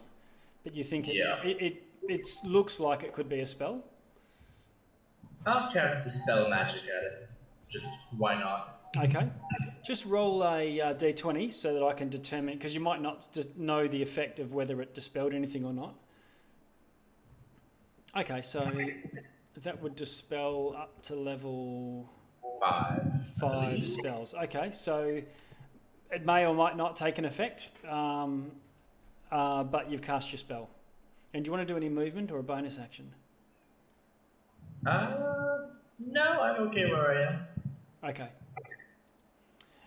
Riddle, back to you and your mage armor. I would like to cast Phantasmal Force. Okay. I see you're injured. Are you you might want to deduct from your 10 pitch points first if that was what happened when you got hit last time. Well, you didn't get hit, did you? No, that's after healing, and then I got the extra 10 hit points on top of So that. it just happened in the right order. Okay. Yeah. Phantasmal Force. What's going on there? Hang on. Oh, it's not showing it. Basically, where'd it go? Sorry about this. I craft an illusion that takes root in the mind of a creature, in this case the concierge. Target must make an intelligence savings throw. On a failed save, I create a phantasmal object, creature, or other visible phenomenon of my choice that is no larger than a 10-foot cube. Okay. So what are you going to conjure? 10-foot cube would have to. 10-foot cube would have to be behind. Page of. Oh. I want him to feel. Envision that he's surrounded by radiant burning lights. All right. And I said I want him to believe they're hurting him, which allows 1d6 damage to target. Okay. All right. He's going to get 2 saves at this. What does he need? A 19. It's unlikely. There's a 17 and there's a 12. No. So he starts going, looking around at all these burning radiant lights all around him that he can't get away from. And I think we'll do damage. Yep. 6. All right. First damage of the day. Whee! Okay. And is that your turn, a riddle? No, I'm going to back up. Okay. Doop-a-doop-a-doop-a-doop. Now let's see the phantasmal force. Does that mean he doesn't have reactions, or is he incapacitated or whatnot? I don't know myself. What's it called? Phantasmal force? I'm just looking it up. Phantasmal Force, yeah. Open link. Many tabs. Here we go. I'm sure everyone's leafing through it themselves. Okay. Target can use its action to examine, to check against your spell save. Okay, that's to force the spell to end. While affected, they treat it as if it was real, so it's going to think that it's surrounded by something. The target rationalises any. Okay, so that's right. So you've surrounded it. That's cool. If it's The affected target's so convinced it can even take damage. So a phantasmal created to appear as a creature can attack. Now, so are you creating this as if it's like just surrounding it like a... Yeah, like tightly packed burning balls. Yeah, okay, alright. So it can take damage from it. Each round on your turn, the phantasm can deal 1d6 psychic damage to the target if it's in the area or within 5 feet of the phantasm. Also, that's a higher than first level spell, so does that mean my braces wild magic goes off? Yes. Yeah, because that could be a fireball instead of a phantasmal force anyway. You have to roll that first.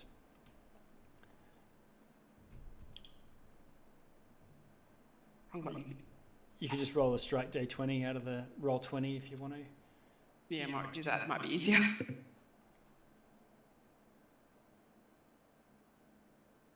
4. Okay, no wild magic surge. Okay, so he's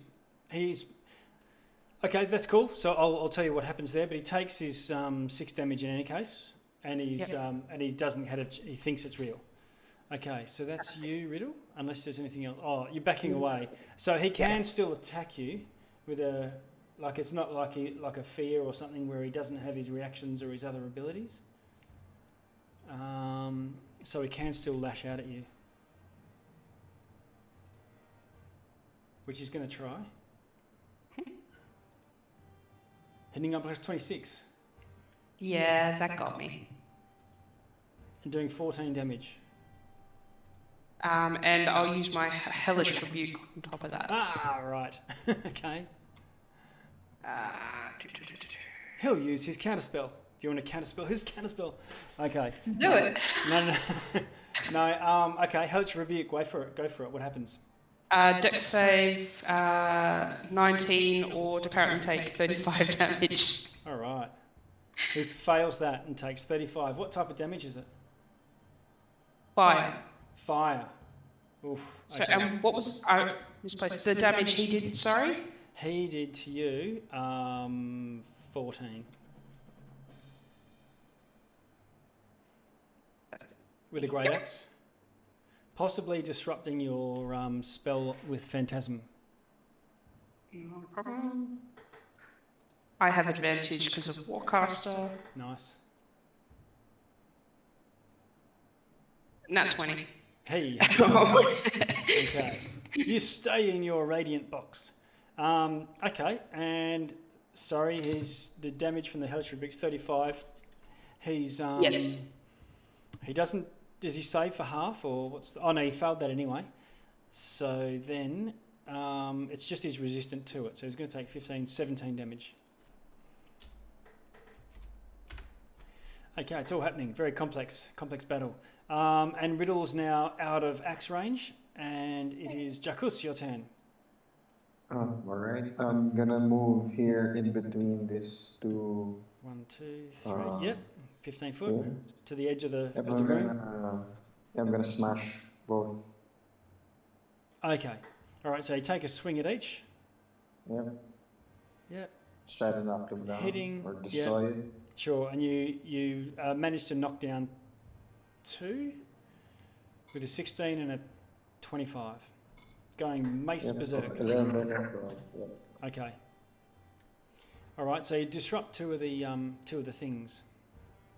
Yep, I still have 10 feet of movement, so 5, 10, and then bonus action to swing my sword at the third brazier. Oh, okay. Yep. Sure. If you want to use the draw function, you could just put crosses through them or something, scribble them out so we know. Okay, sure. Mark your territory. Okay, the concierge is up.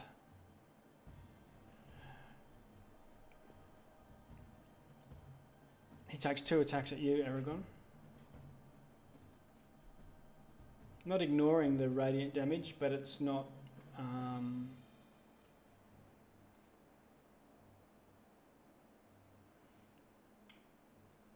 he's more worried about you at the moment. I'm class 10. Natural 1.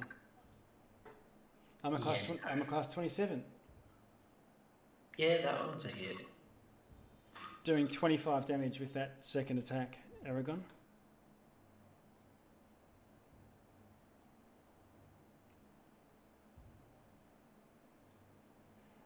And then he concentrates for a moment and vanishes.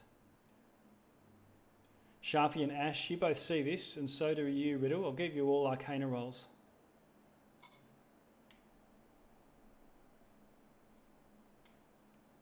Sharpie. Riddle, 18, 24, and then 18. And Ash Louise? Roll.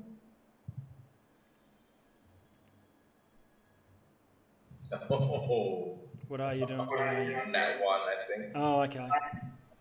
So, Sharpie and Riddle, you both reckon that he is casting some sort of fiendish lower planar spell. You know, if you did have a counter spell up your sleeve, you reckon you know what you would need, the time when you would need to throw it out there if you've got it. I don't know if any of you do or not. I haven't seen it much. But I use my reaction.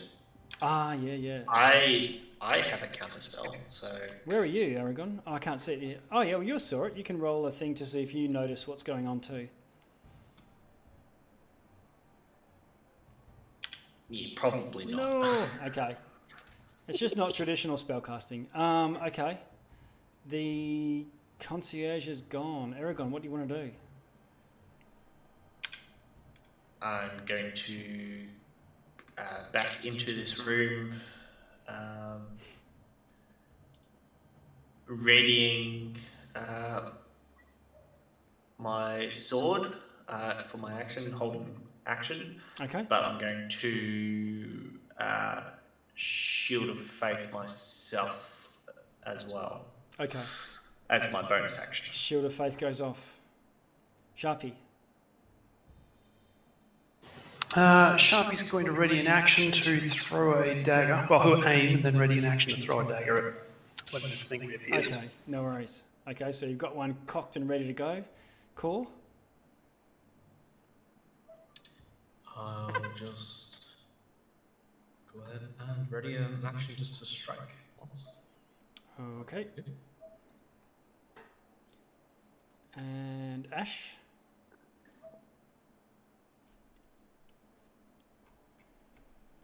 Ashley? What are my options? Well, you can't see. You can do whatever you want. You could cast your own spell, but there's no target for you at this point. As in an enemy target. You could cast friendly spells. Yeah. Are we extinguishing the braziers? Is that the plan as well? Or? Jackus seems to be Pac-Manning his way through them. I will help. I will go to the nearest one. Okay. Riddle? You can go over and cross one out with your draw to show that you've knocked one over. Actually going to ready a dodge action. I know it's still out there. Well, you don't ready dodge. You just do the dodge action, which lasts until your next. Yeah, I'll do the dodge action. I know what I meant. Yeah. Okay. Dodge means you're ready. Okay, that's Riddle. Jackus. I'm gonna move here Okay. and over to the take a north. swing at both again. Yep. Okay, you smash two of them with your two attacks.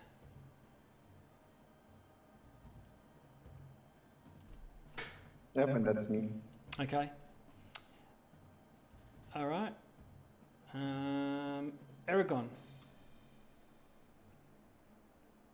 You've been waiting for a round and nothing's happened.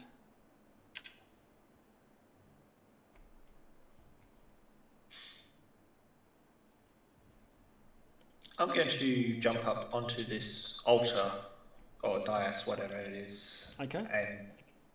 and hold the action again. Okay. If it comes in range. Okay, you've got a good view here. Sharpie.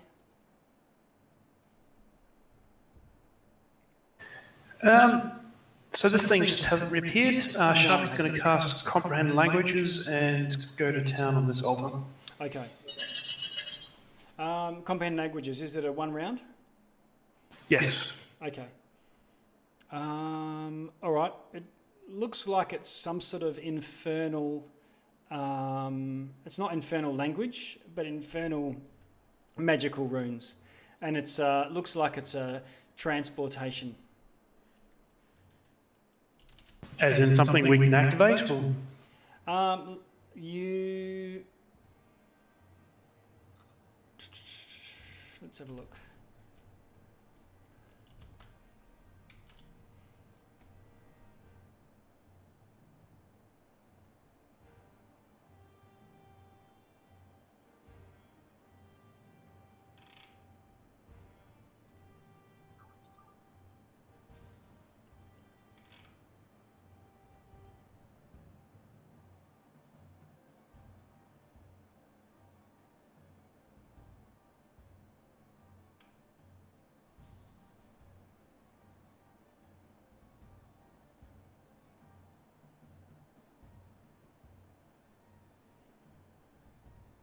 Yeah, it looks like it's a inactive transporter, teleporter of some sort. You step into the flow and get whisked away somewhere. I'll let everyone else know that. Safely. Okay. Don't touch the stream. Core. I'll rush along over here and attack these two things. Okay. Ash Louise, you can cross them out. Sure thing. Which one gets extinguished or not? Oh, it's up to you.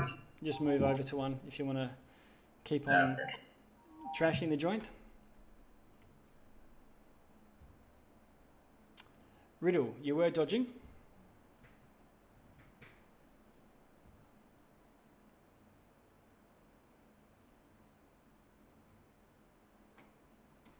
What do you want to do?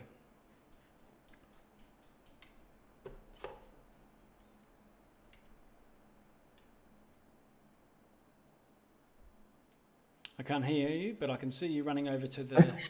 Sorry. I will hit the brazier. Okay. So now the whole semicircle of them, apart from the three at the very top, are all out. Jackus? Yep, I have 3 attacks and enough movement to take out these 3. Okay. Just move yourself to the last one then and cross them out. And Right. with that, you hear doof, doof, doof coming down the stairs. As again, but this time from the other staircase, the concierge comes waltzing down. And this time you see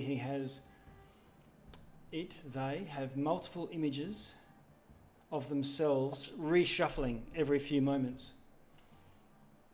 And there's duplicates.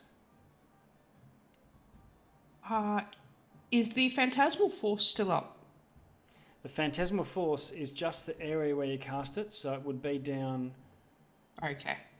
here. He teleported out of it to get away. It's in his mind. No one else can see it. It's in his mind, but the phantasmal force is a 10-foot cube range of area. So it's in his mind. It doesn't actually. It's not actually there. It's an illusion, but it's still in an area where you cast it, because it's got a range and an area. Just confirming. I think we can circle back, but That's all right. I'm happy. That's your ruling. That's your ruling. Yeah. And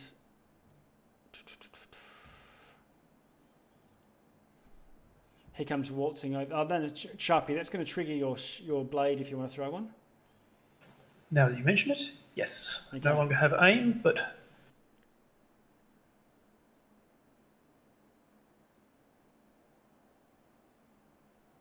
$19. 19. Let's see.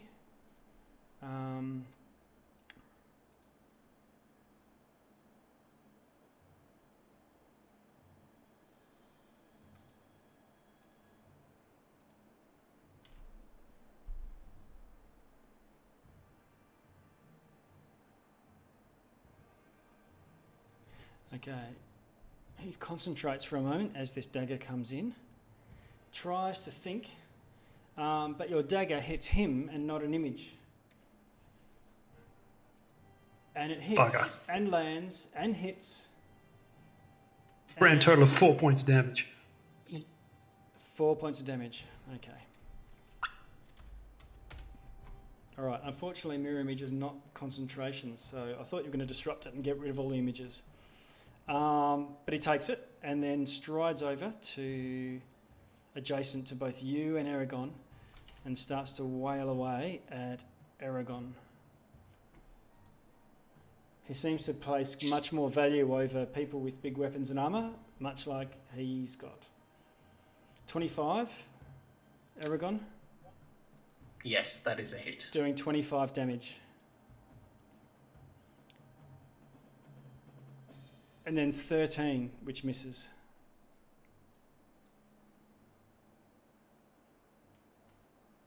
And then he gestures momentarily and starts to mutter infernal incantations. Now's your chance, Aragon. I will counterspell it. Okay, let's see what happens. Let's see. Counterspell's 3rd level. He's casting a 5th level spell, so you're going to have to roll a d20. I think you need a 12.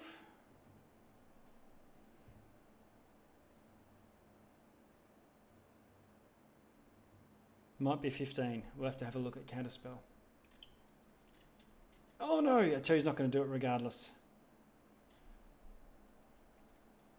10 would like- plus the spells level, so Yeah. 15 would have been the thing. 2. No. Riddle would like to counterspell. Oh, can you? Okay, yep. Way you go. You can have a crack. I can cast counterspell at level 5. Yeah. So. So it stops it immediately, and he stops there. Bloop. Ta-da! Okay. Oh, and I'm gonna roll my d20. For what? Oh, for my wild magic. Oh. Okay. It was a 4. It's All safe. right. Aragon, it's your turn. I'm going to take a step forward. Okay, you leap off the dais, land on your feet. Yeah. And I'm going to smack him around a bit. Okay.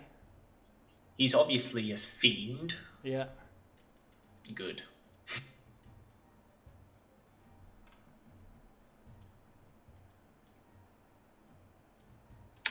Does a 15 hit?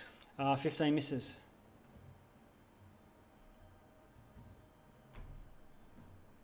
Oh, a 12 misses as well. You hear this? Whoa, anything else, Aragon? Oh, I just realised I've got to roll a concentration check for my Shield of Faith because it might have dropped. Oh, when he hit you? Yeah. He only hit you once though, didn't he? Yeah. Twice. What was the second one? Oh, was that... Okay. He hit me twice. Oh, with another time. Okay. The first one was 12. I think my concentration actually failed. Yeah, I think so too. It was 25 damage. Okay, no more Shield of Faith. Sharpie, you're also within melee range of this demon. You're in melee, by the way, just for throwing things. It'll be disadvantage. All right, Sharpie's simply going to step forward around to here Okay. and stab him twice. All right.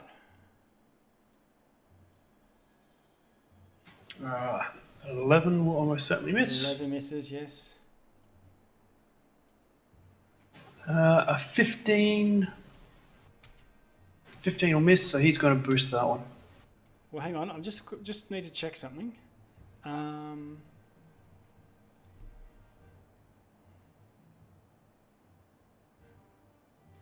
Okay, so you rolled an 11.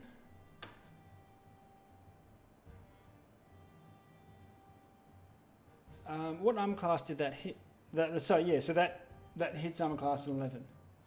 Yes, that was an class 11 hit. Yeah, okay. So that actually hit and an image disappears.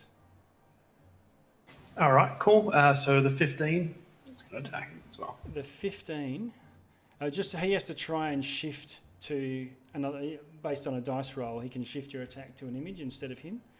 And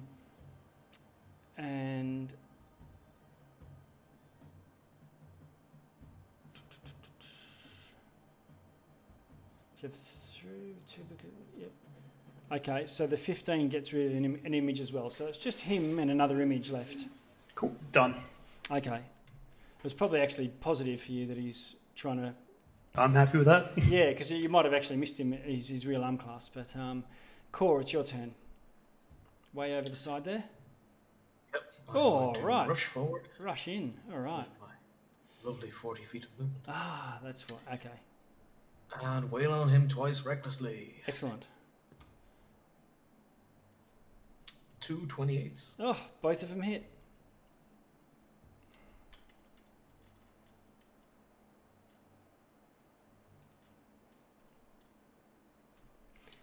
He's a fiend, by the way, in terms of from the perspective of the...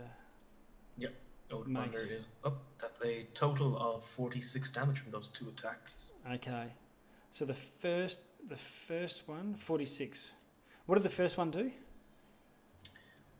The first one did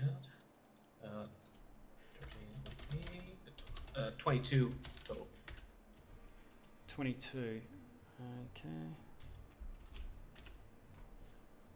Okay, I'm just bearing in mind the Mace of Disruption. If a target's got 25 hit points or fewer, then it also have to save or be destroyed by the hammer. But he's not quite there yet. So he takes the full damage. Perfect, yep. Just gonna clear them. Call them ugly. Okay, Ash Louise.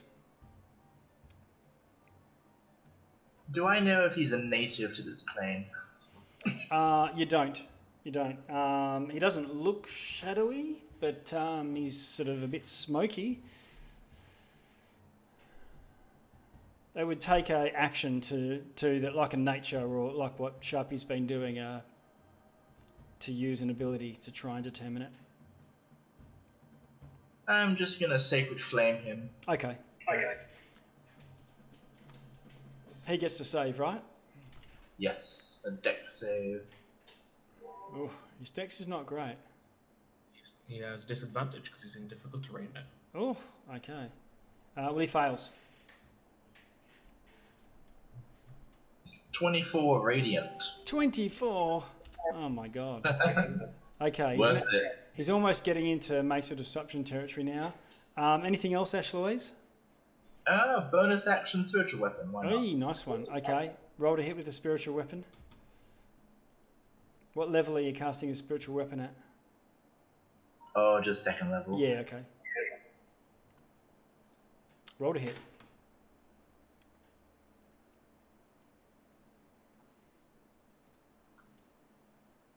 Oh, it's a 13 to hit, so that's not going to do it. 13 misses. Hang on. You pop his last mirror image. It's just him now.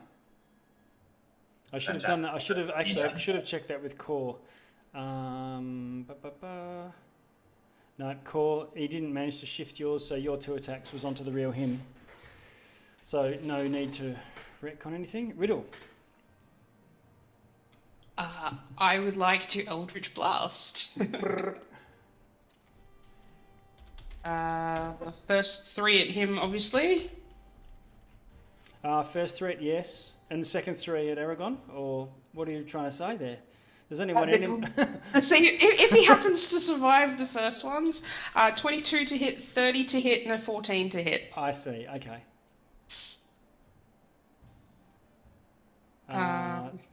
Where are you? You got a 22, a 30, and a 14. The 14 misses. 16 damage. Ooh, he takes it, but he's like crippled. Well, then I'll throw another 3 at him. I don't know if you can see. I don't know if you can see his health bar here. It's not great.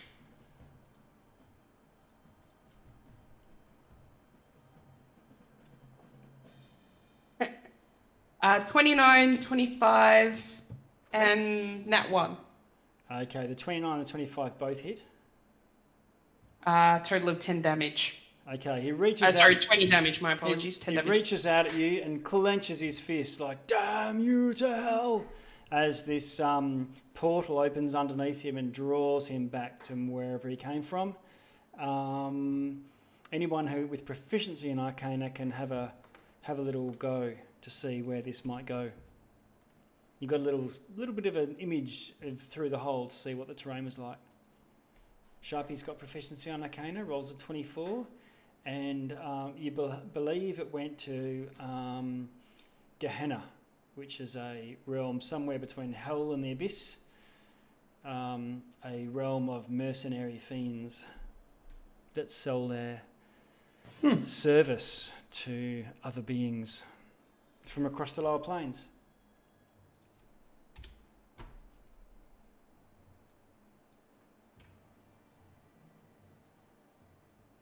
And you find yourselves alone in this room. The braziers are all out. Is there any light source that any of you can use? My Oathbreaker maul constantly uses a torch. Ah, right. Okay, no worries. What's the range of that? 20 feet bright, 20 feet dim. Okay. So in the Shadowfell, it's 10 and 10. You're finding, but I'll put that in. It should show up on your things. Let's have a look. Yeah. Okay. So for the rest of you, you catch your breath after this massive battle with this fiend as the rhythmic drum beats subside. What was that? Chase. Okay, what do you want to do?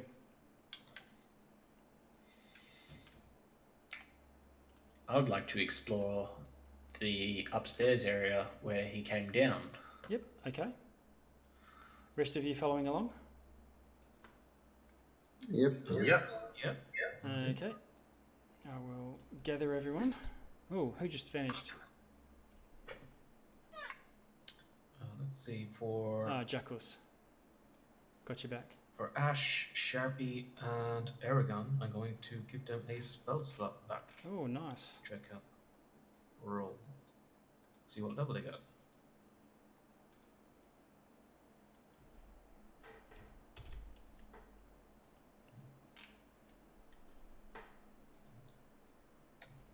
Okay, so first level for Ash, second for Aragon, third level for Sharpie. So, third level for the guy who can only cast first level spells. Yeah. Well done, sir. Okay. So let's have a look. You make your way up these stairs. Let's see.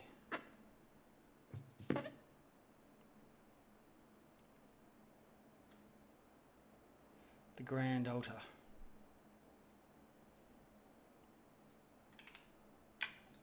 And not seeing any invisible creatures. No.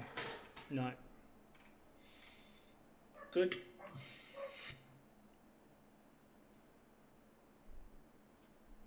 Okay. Attempt to stealth again, please. Sure.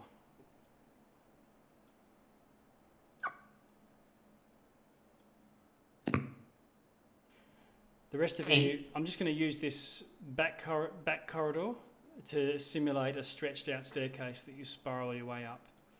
It's not like a regular, just spiraling like a helix. It sort of twists and turns, and it's like you're going through the almost natural rock of the spires, if you recall the shape of them.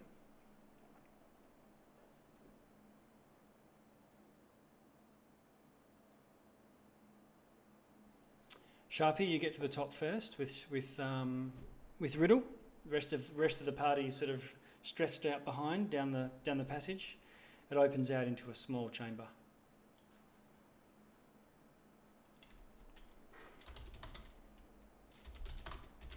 All right, well, stealthily peek in. Okay, you peek in and it opens out into a slightly larger area with a door stairs going up. Another doorway directly opposite with a similar staircase descending that you've just come up. And I'll just move the next person, which is Ash, behind. And Jacques, I believe.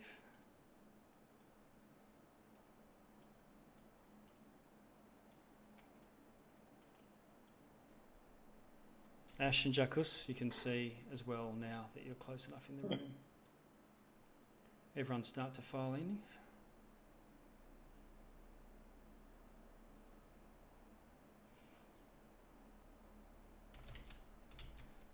And I'll give you a bit of a description as we go.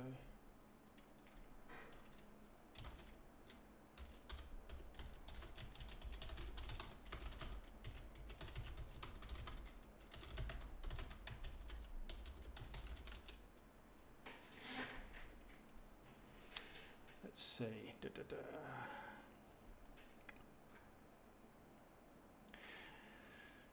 It's almost as like a passage or a passage room, a connecting room, because it's connecting a doorway, descend, that goes off to the side, a circular staircase that goes up, and another two that go down. So a bit of a junction point.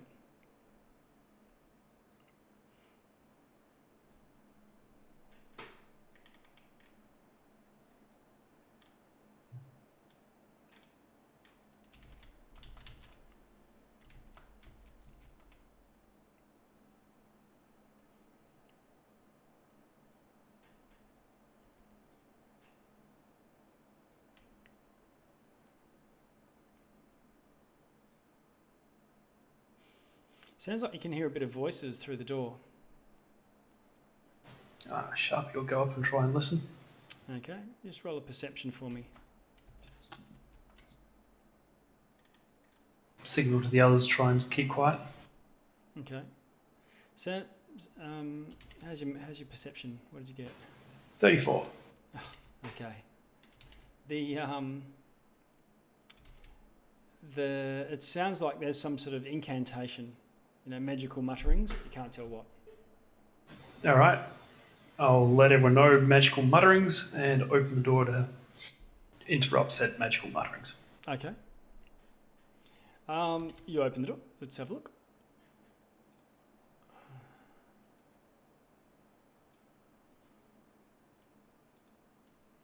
Okay, and within you see a 8-pointed star, work table, like a workbench. There's what looks like a tiefling. It's not. It's a half elf, and they're sort of muttering away and scribing some notes on a scroll. There's a warrior in full armour and heavily armed, also by the door. And in the two corners are floating two sort of shadowy, fiendish looking creatures with horns and teeth and glowing points for eyes. They don't look immediately like they see you open the door and have a look. There's a long table taking up the north chamber. It's littered with notes and maps and markers and stuff. It's clearly some sort of research place. There's a ritual circle. Looks like it's got it's been made of sprinkled iron shavings, but there's stone carvings into the wall as well. Hello. I didn't know there was guests.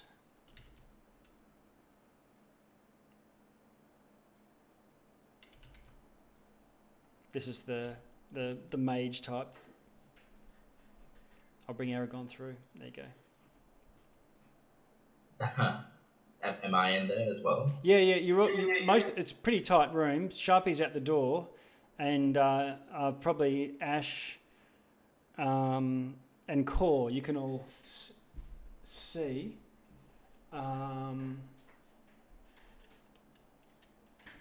You can see that Sharpie's talking to a bunch of creatures. For Core and Riddle, you can see what looks like a shadow demon. You've fought them before, and some sort of armoured warrior. It's pretty cramped in there. Do I see the one who spoke? If you can't see, then you can't see. The visibility is accurate on there. If I click on you, Control L. Yeah, so there's your visibility. For anyone who's in the chat.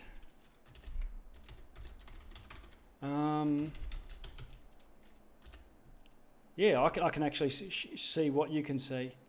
So I think you can get a bit of a sliver of the mage character. Yeah. Ash will, her face will harden on a very rare occurrence where she's actually, being a little bit harsh, and she just goes, "Spare me the prattle, dark mage. Where is Shavolak?" Oh, somewhere above.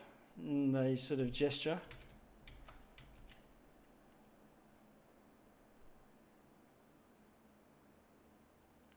She sort of looks to the and says, "Come, enter." Sharpie does not enter. Okay. Shifts to the side there.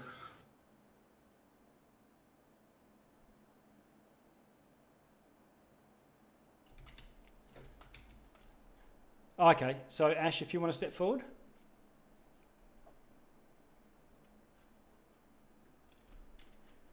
I will want to make a perception check that it isn't some kind of glyph or trap, Yeah, sure. Roll a perception. Can you roll an active one? What's your passive? Okay. Your passive is passive dirty is 20. Yeah, It's passive 20. is 19 anyway. Yeah, it's 20 now. Okay. My active perception is, I think, 22. I'm just changing that. Oh, okay. So you don't detect any glyphs or traps or whatnot on the door. And I'm just changing your passive to be 20 so we remember that. Your title. Okay, and I'm going to Control L just so I see from your perspective. This figure steps around into view. And the two shadows demons sort of close in on either side of them. The gladiator's still eyeing off you, but not looking like they're about to attack. And the conjurer. Yes, I'm here doing research for the great Lord Shavolak. And with all of the help that I can provide, I'm sure that great things will be bestowed upon us all. And with your passive, Ash Louise, I'm just going to step into the cone of silence. Ash Louise, 1 minute. Okay, so in the Discord chat, it's just you and me now, Ash. Can you hear me okay? Yep. All right, so you can tell that this conjurer is mouthing in between talking words to you, but is mouthing the words, "Please help."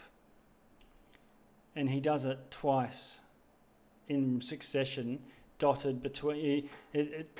They try to make it look as if they're pausing to have a think between the sentences they're saying, but while they're praising Shavolak and the mission and whatever that happens to be, there's this sort of pleading interspersed with it. And I'll move us back to the main group.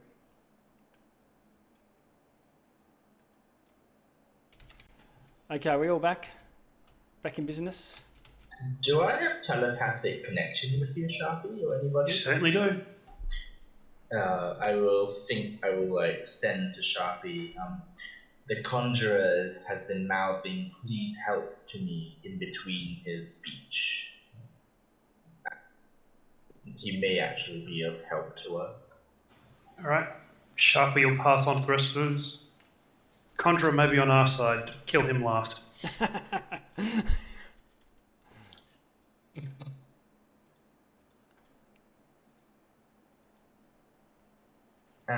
was the last thing that these? So the conjurer is a half elf. Yeah. You're saying?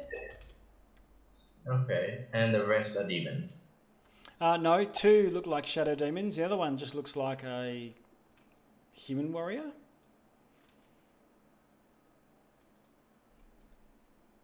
Oh, fair enough.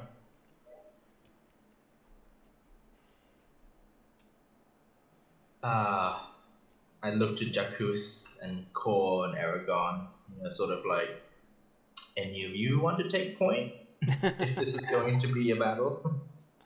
After you. What, you stepping off to one side? I will, as an action, cast Death Ward on myself. Okay. Is there a cool token you want to add to your character to remind us of that? Sure. No, yeah, step out of the way of the corridor. Perfect. Rush in.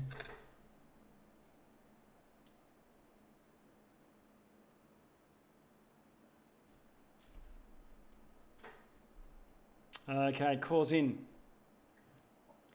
Do I need to scrub out the initiative?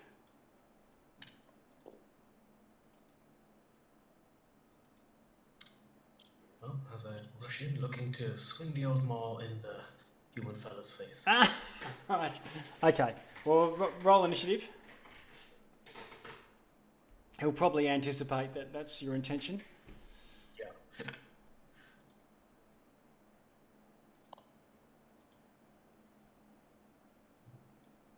I'll get everyone adding in. Even the mage.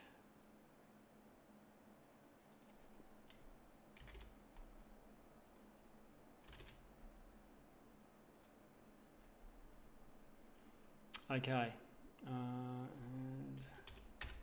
All right, I'm sorting. Kor, you are first. You managed to do it. Just saunter up casually with your maul of disruption over your shoulder and boomski. Yeah, perfect. I'm going to rush in. Not going to rage, but I'm going to bonus action hex that fella. Oh, okay. You hex him. Done. And I'm going to whack him twice recklessly. Okay.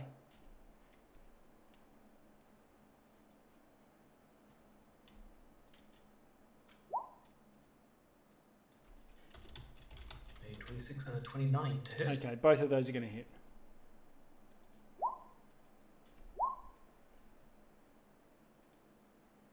Oh, sorry, the Oathbinder was still on. Yeah, no Oathbinder. Yep. So on that first one, it was a total of 15. Okay. He takes And it. the second one, 18. He seems to tough it out. Looks like he's interested in trading blows with you, Kor. He fancies himself a Kor wannabe. 18, did you say, with the second one? 18, yeah. Okay. All right, so that's you, Kor. Ash Louise.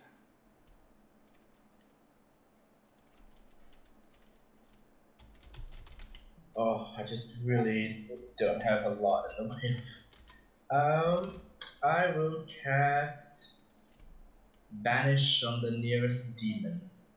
Oh, okay. Actually, I can only see the shadow demon in the far, like. Yep. The one edge to the beyond. one to the west, yes. Okay, so you cast Banish on it. What's its save? What does it need? Oh, actually, you know what? I will drop a Guardian of Faith in the Boom instead. Oh, okay. Same level spell. Okay, here we go. And drop a large spectral guardian hovering above the conjurer. Nice one. So it looks like it's just over him, and Yep. but Coming right up. Okay, this huge shadowy entity, advanced up to front. It's hovering over you. and so on any hostile creature's turn within 10 feet of him, on their turn they will start taking the damage. Awesome. Okay, and you're casting that from out here, and you can see that area. Yeah, that's okay. That's cool. Yeah. Bonza. Now the gladiator goes, and he's going to spring into action. Does your guardian do any business now? Yes. He will have to make a dex save. Oh, yes, dex save. Now he's not in the area. Is there a range? Yeah, he has a 10-foot range, I think. Or 15 Okay. foot range. Oh, it's got an aura, doesn't it? Yeah, 10-foot aura. 10. So there we go. I put the aura in. Okay, everybody's affected. Oh. And he does a saving throw. Versus. Dexterity, 18. Okay. How's it looking? 21. He will take 10 radiant damage. Oh, wow. Okay. And then the gladiator unloads on Core. Let's see, what's he going to do? Spear. Okay, he has advantage. He has advantage. He's using it two-handed. So I'm just going to roll twice. A 10 and a 12. That's a miss. Second attack. 24 and a 1. So 24 hits. Doing...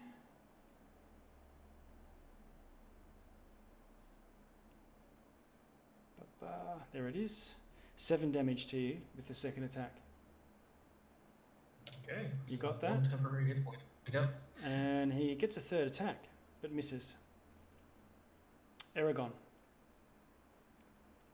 Let's get some action music. I'm going to walk to this door here, and actually, just to the door. So this one here is the mage, is it? Mage is in the middle, yeah. Stuck in the middle of everything. This one, and this one here, the two to the right and the one to the left. Yeah. They all have to make a wisdom saving throw for me, please. Yeah, but for what? I'm casting Command. Okay. 18 wisdom saving throw. Okay, and what's the word? Are you saying? Grovel. Grovel. Okay. All right. Let's see. 3 saves. Wisdom. First is the warrior. How'd that look? He fails. And the other two... One of them passes. And the other one's grovel. And I'm going to class that as being prone for the purpose of this. Grovel So they- is... Yep. Okay. Exactly that. No. Take pity upon me, oh great Aragon. Okay. Anything else, Aragon? That's an action, isn't it? That was an action, yes. Okay. Any more movement? I'm going to take a step backwards to let other people Yeah. Okay. Or move through the door. Move yourself. And that's it. Okay. The mage does a disengage. Core, are you allowing the mage to slip past you? Excuse me. Yep. After Shabby's words, I will indeed. 1, 2, 3, 4. Anybody else going to let him? Oh, he'll just go there. Go, oh. And seems to be extremely relieved to be out of that room.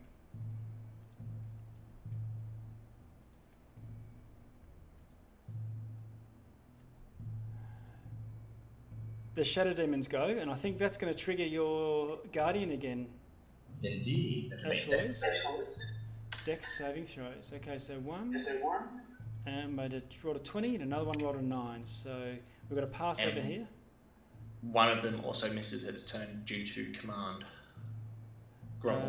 Okay, Yeah, I'll display the thing. just check that. Okay, no worries. So Ash, how much damage? If it doesn't make a dex 18, it takes 20 radiant, and if it passes, it takes 10. Okay. So the one that failed takes 40 damage of radiant. Oof. Because it's vulnerable to this damage from this angel. Nice. And the other one saved, but still takes 20. I believe that's right. Yep. Okay. And that's at the start of their turn. And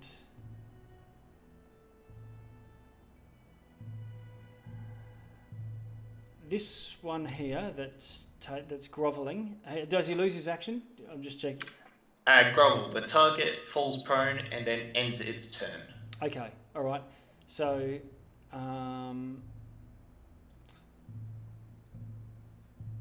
what? I can't. Where's that? Grovel? Oh, and that's what it does on its action. Okay. Yep. Yeah. Now the other one vanishes and just sinks through the floor.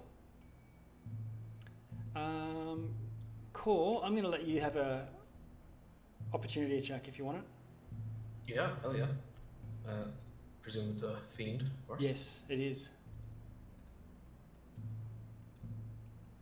Mace of Disruption, Maul of Disruption. 22 to hit. 22 hits. 8 radiant and 9 bludgeoning damage. Okay, so It being a fiend as well must make, if it has less than 25 hit points. minus 9. And sorry, how much radiant? 8. So it takes 16 radiant. Okay, it doesn't. You reckon it might be in that vicinity now, but it took that hit to get it to that. Okay, so it seeps in through the floor.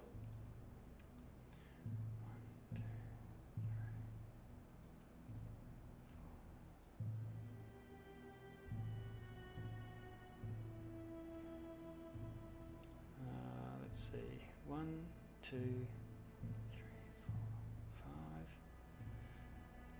4, 5. Okay, Riddle, your passive's enough to see this demon's face poke through the floor here. It just has a little bit of a peek. And then it rises up and attacks you with claws. Hitting armor class 17, Riddle. No. All right. He scratches away at you and Mage armor. And fails, and that took all of his damage. And now it's your turn. You can respond in kind. What do you want to do? I'm going to grin back Okay. and unleash Eldritch Blast close range.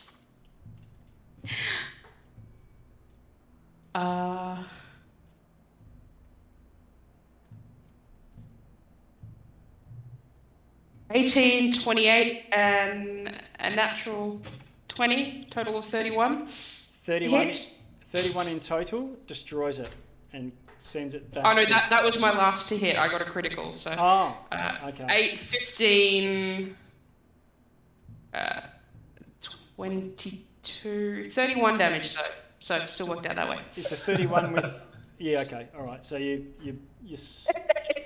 soils himself and heads back. And I'm going to turn around and use my second Eldritch Blast to fire through the doorway at the next guard I can see.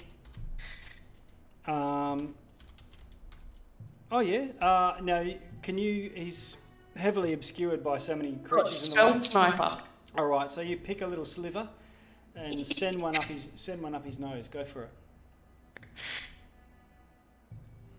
You just see Aragon's arm just move slightly, and you just fire underneath. 17 to hit, 16 to hit, and 28 to hit. Okay. So let's see this dude. Now they're pretty easy to hit, but he is prone effectively. So let's see, 16, 28, and 17. All those will hit. Can you just roll 3 more for me? This is effectively a disadvantage. Spell Sniper doesn't protect against that. 17, there, so the first one still hits. 27, second one still hits. And... 24. Oh, I missed that one. Okay, so 3 hits. So just, what is that first bunch of damage you just did? First bunch of damage, I believe, is 33. Boom! Gone. You destroy it. They don't go sucking off to some other realm. There must be, this is where they're from, I guess. but they're completely destroyed by the end of that turn. That's your turn, Riddle. Sharpie. Sharpie's going to move in to see what's left. It's just basically the gladiator. It's true. All right. Well, Sharpie's going to move because he moved through, so he's just going to go straight behind, and Okay. he's just going to stab twice. Stab. Psychic knife. 17. 17 hits. 23 for the second one. Okay. So that is 31 for the first set and 6 for the second Okay. shot. First big sneak attack goes, and 6, was it? Yep, so 37 total. Okay, badly injured, but he seems to be ignoring the wounds for some reason. Yeah, almost mindless and uncaring of his own state. Jackals, what do you want to do? Alright, I'm just gonna head inside the door, draw out both weapons, and smash and smash. Okay. 26 to hit and 17 to hit, and another 26. 26. Yep, cool. They're all going to hit.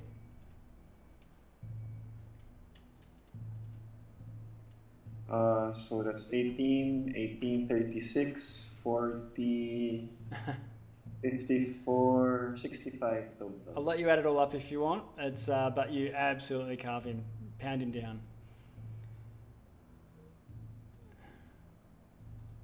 Yeah, that's it.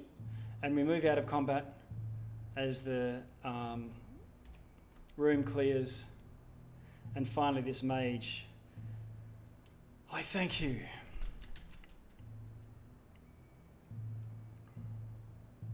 My name is Visanda. What brings you to this forsaken place? I infiltrated the maze seeking my partner Gavori, who was corrupted by the spirit, and discovered, however, too late, Gavori is lost and long gone. Rather than wait until I succumbed to the corruption, I feigned being corrupted. And I've managed to survive here since. That takes some strength of will. I'm impressed. Does the influence of this realm linger upon you? Do you need any restoration spells, or? I don't at this stage. I've managed to keep my wits.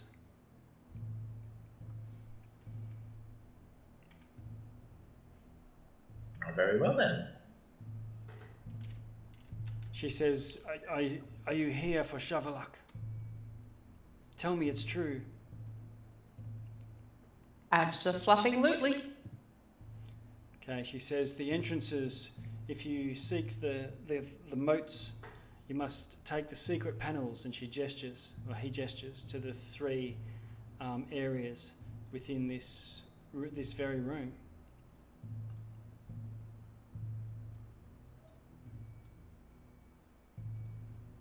Excellent. If you can guide us, we will happily take that monster down. Okay, I'm going to draw in some secret doors for you. Let's see.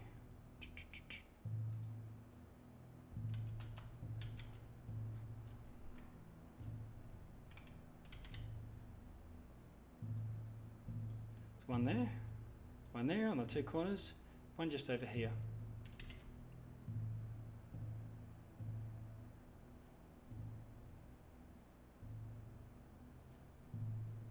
Before we go further, the Riddle's like, is there any way we can have a nap? Do you do anything that is not sleep? I'm part cat. No. Already, my dear? Goodness me. I don't know. Do you want more counter spells? Counter spells are quite nice. Counter spells when we get to Shavolak? I do actually.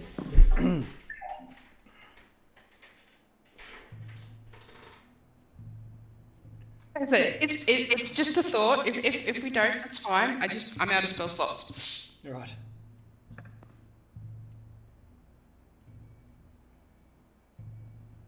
I mean, I vote yes.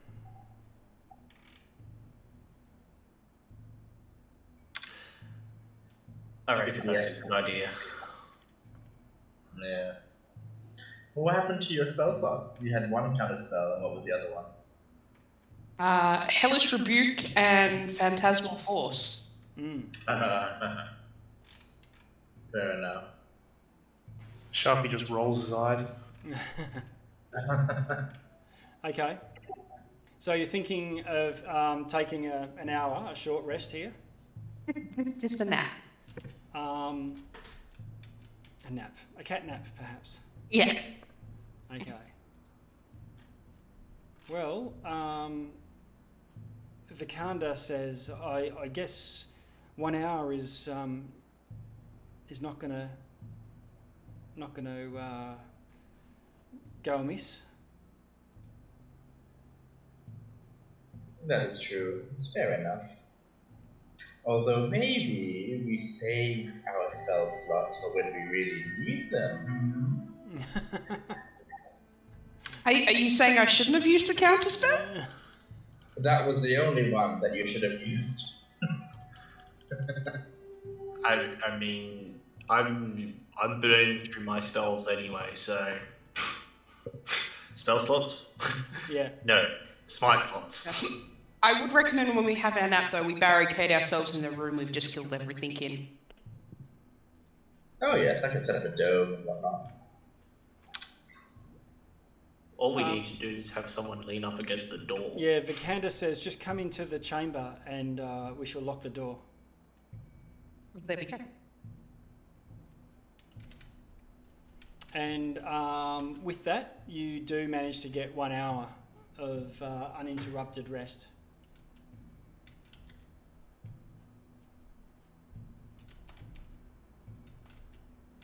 Yay. Okay. And we move. Where are we? Back there? There we are. Okay. Did you need to end at 11 tonight? No, we can go on from here. We might not have to, if for a second shot we for the next session on, I might have we'll have to find the same day, but maybe not on the off week. It might be the on week or whatnot. We'll see how we go. Okay, so everyone's got hit dice rolling. Vikanda can open the door to let you through. Which one do you want to go through first? She's she. I keep saying she and he interchangeably, but you know, who can say? Let's see, 5, 6, 7. The one at the bottom left goes to the Shard of Summer. The one at the bottom right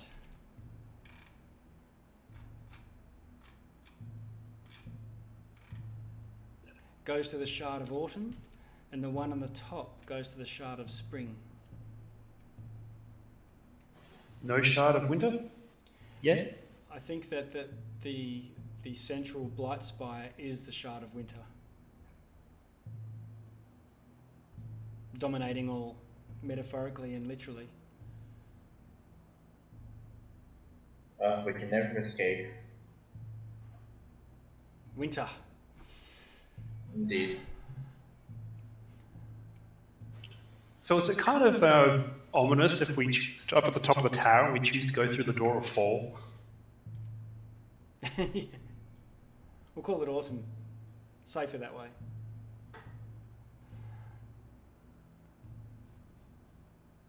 Well, I've rolled the dice. I think autumn.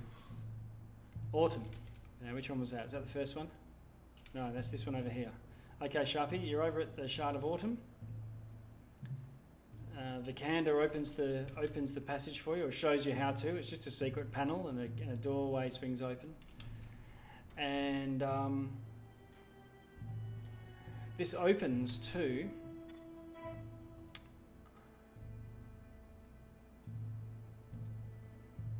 moving back to another area. You find yourself like looking at a chain. Obviously people are inside a main chamber here. You can see a chain, and it looks like just atop the chain is this levitating, translucent black glass, making a form of a walkway to get to the moat of autumn, or the shard of autumn, floating about in the Shadowfell further away. So we have to walk across the chain, walk across the shard of black glass to get to the place. Yep.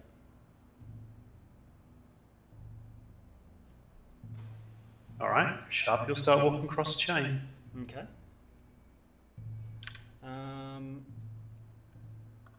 You walk across the chain.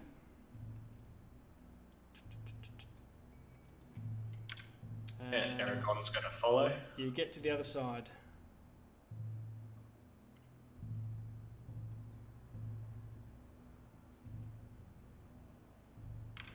Yeah, Aragon's going to follow Sharpie out on that chain. Okay.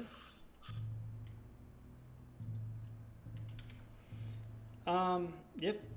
You can move yourself along. And Sharpie, there's a small doorway leading into the globe. Sharp will just check it out before walking in.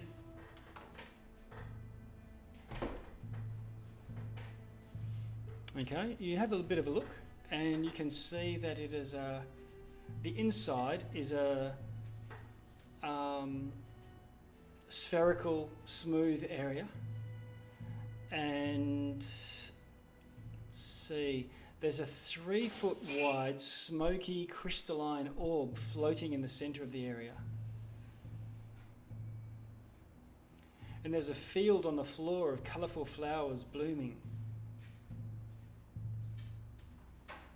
It's not smooth, the inside of the wall. It's like a beautiful natural cave. Sharp will let other people know and basically walk in and wait for them to catch up. Okay. Doesn't look like too many of you would fit in at once. Maybe 2, maybe 3. There's the colourful flowers along the floor of the cavern, the light curtains of water trickle down from cracks in the ceiling, the stone above.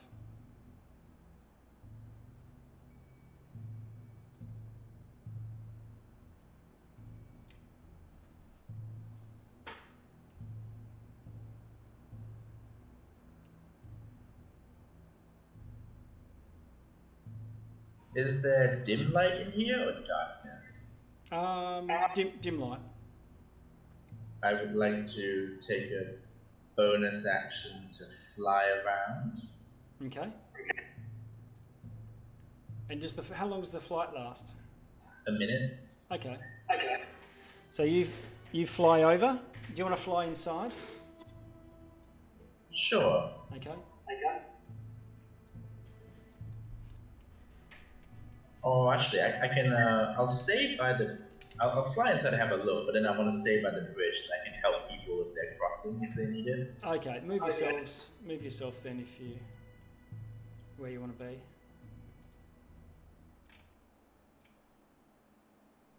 I'll cast levitating myself and try and walk across. Okay. You can levitate and sort of haul yourself over, no problem. I'll walk across the chain also, same way Aragon did. Okay.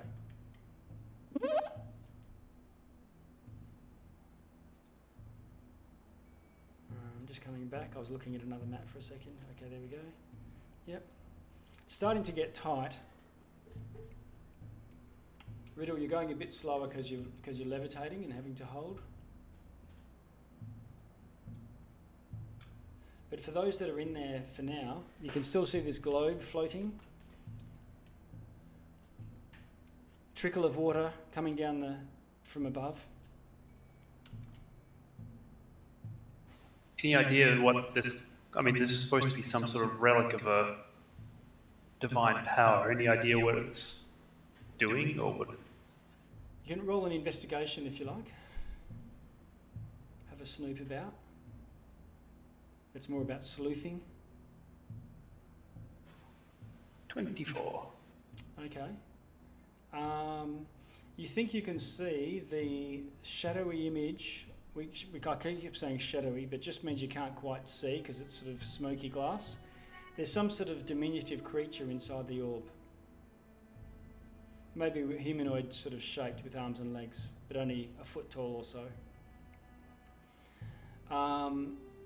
You also notice that the water forms a semicircle around the orb, but doesn't fall on the orb. It's as if it misses it.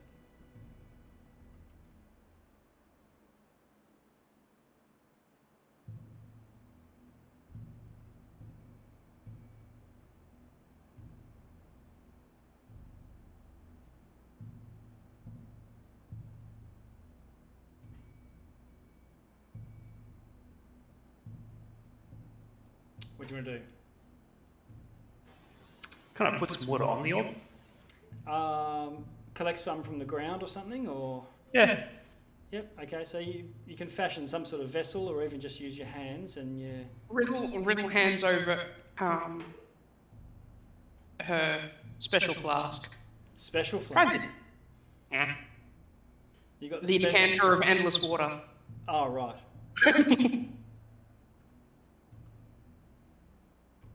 Okay. Just hold it over and say stream. And say what? Water? It's streamed for just 1 gallon of it. Oh, I see. So Sharpie, you want to try that? Sure, why not? Okay. So you hold the decanter of endless water above it, and you cause a stream of fresh spring water to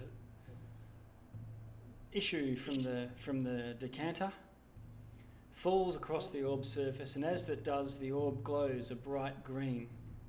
It quivers momentarily and see a few cracks forming. Are you sure, mate? Have some more? Eventually, after a few moments, the whole thing shatters, and you're left facing what looks like some sort of moth-winged, slender human. But she starts to grow in size. She's got her arms crossed as if she's in slumber. But she grows and grows until she's probably about 4.5 feet tall. And when she, by the time her feet touch the ground, the wings open and her eyes open, and she looks up at you, probably across at you, Sharpie, and says, "Oh, thank you. I've been here so long, so tired, with all of my essence drawn from me. I depart for now." Be free. I return to the jungle from where I came.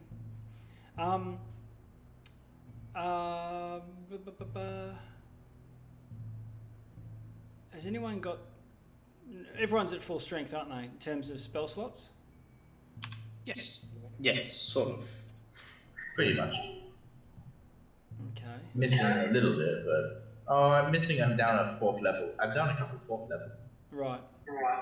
Okay. So she... I think it's for Ash, Aragon,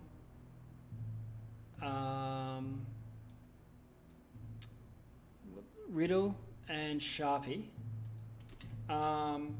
She gives you a peck on the cheek, and as she does, she says, "Blessings upon you," and you recover your spell slots. Thank you. And I bow and thank her. with that, she vanishes. Pop. You know what that means? Goes the weasel. Full smoke slots. Wow. You're right, that was a special flask, and I had it back. Special flask of Godfrey. Yes. I have to admit, that use was not included on the user manual. I have no idea why. Think it'd be the first thing they'd mention. You would? Okay. She says, if we meet again, or just before she goes, I am Makia, the spring spirit.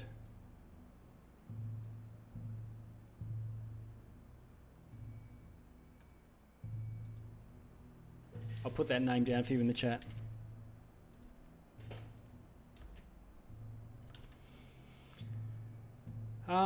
Where to from here?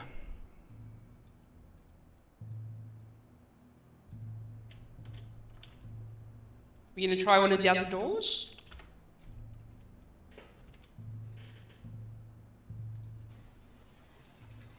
Might as well. Okay. You head back. Are you going to tell the others? I think Jack was only just sort of, he came across, but he was sort of thronging at the door, and both Core and the mage were sort of watching from their far side.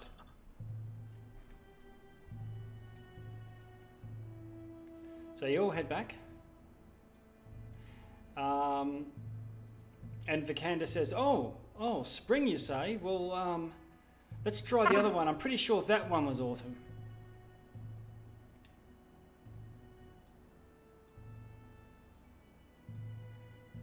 Riddle's like, I don't care, I got to make out with the spirit. All good? Yeah, okay. All right. So does someone else, like maybe Core and Jackus, want to go across to the next one with the sneaks? Spread the love. Sure. They are more than welcome to. Okay. So we've got, because you can fit about 4 people in, which means probably Ash and Aragon, you're watching from the other side in case of ambushes and whatnot. And We're gonna cross this chain again. yeah, move yourselves across for those that are making the trip. And Core, I guess, is it? Okay. Yep. Okay. Very enthusiastically. Okay. Scared. All right. So a similar size, similar in shape of a room from the one prior. In this one, there's a crystalline orb, and it's in front of a small tree. The tree's branches are spread wide and decorated in red and golden leaves. So clearly you're recognising autumn here. Every few seconds a leaf falls from the tree. As soon as it hits the ground, or maybe just before, poof, it's gone.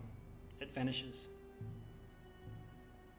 Again, the surface of the orb is cloudy, and there's a shadow of a diminutive humanoid, a tiny one, within.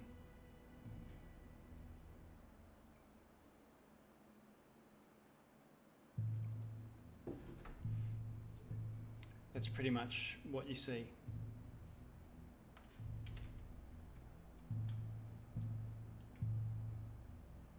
I'll try and catch a leaf. Okay. Eventually you can catch a leaf. But as soon as it touches your hand, though, it vanishes. When the leaf falls, does it regenerate from where it came from? Yeah, they seem to be continually growing slowly from the branches above. And you can see them, just budding and then growing over the course of maybe 10 minutes or so. Hmm.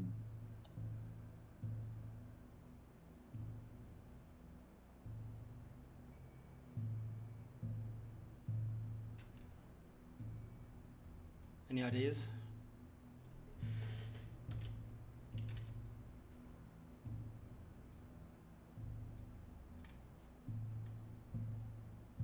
right now. We can call back to your others if you want to nut heads together. Yeah, Sharpie will give a report telepathically.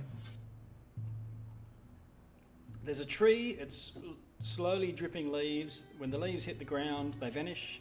We try to catch the leaves, they vanish. And there's another one of these glowy humanoid things. I don't know if Sharpie says it in those words, but that's my elevator pitch. Aragon, Riddle, Ash, any ideas? Is the tree growing in some kind of soil? It's a cave. It's a stone cavern.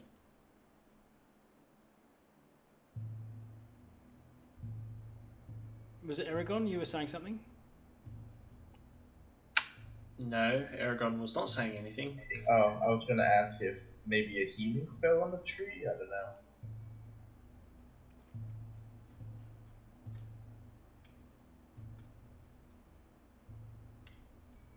The tree doesn't look injured in any way.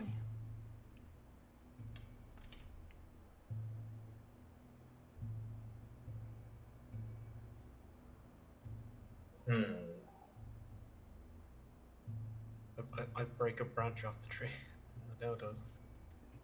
Yep. You go to break a branch off the tree, but they're pretty slender branches and it's pretty springy. You might be able to bend it back on itself and it eventually snap.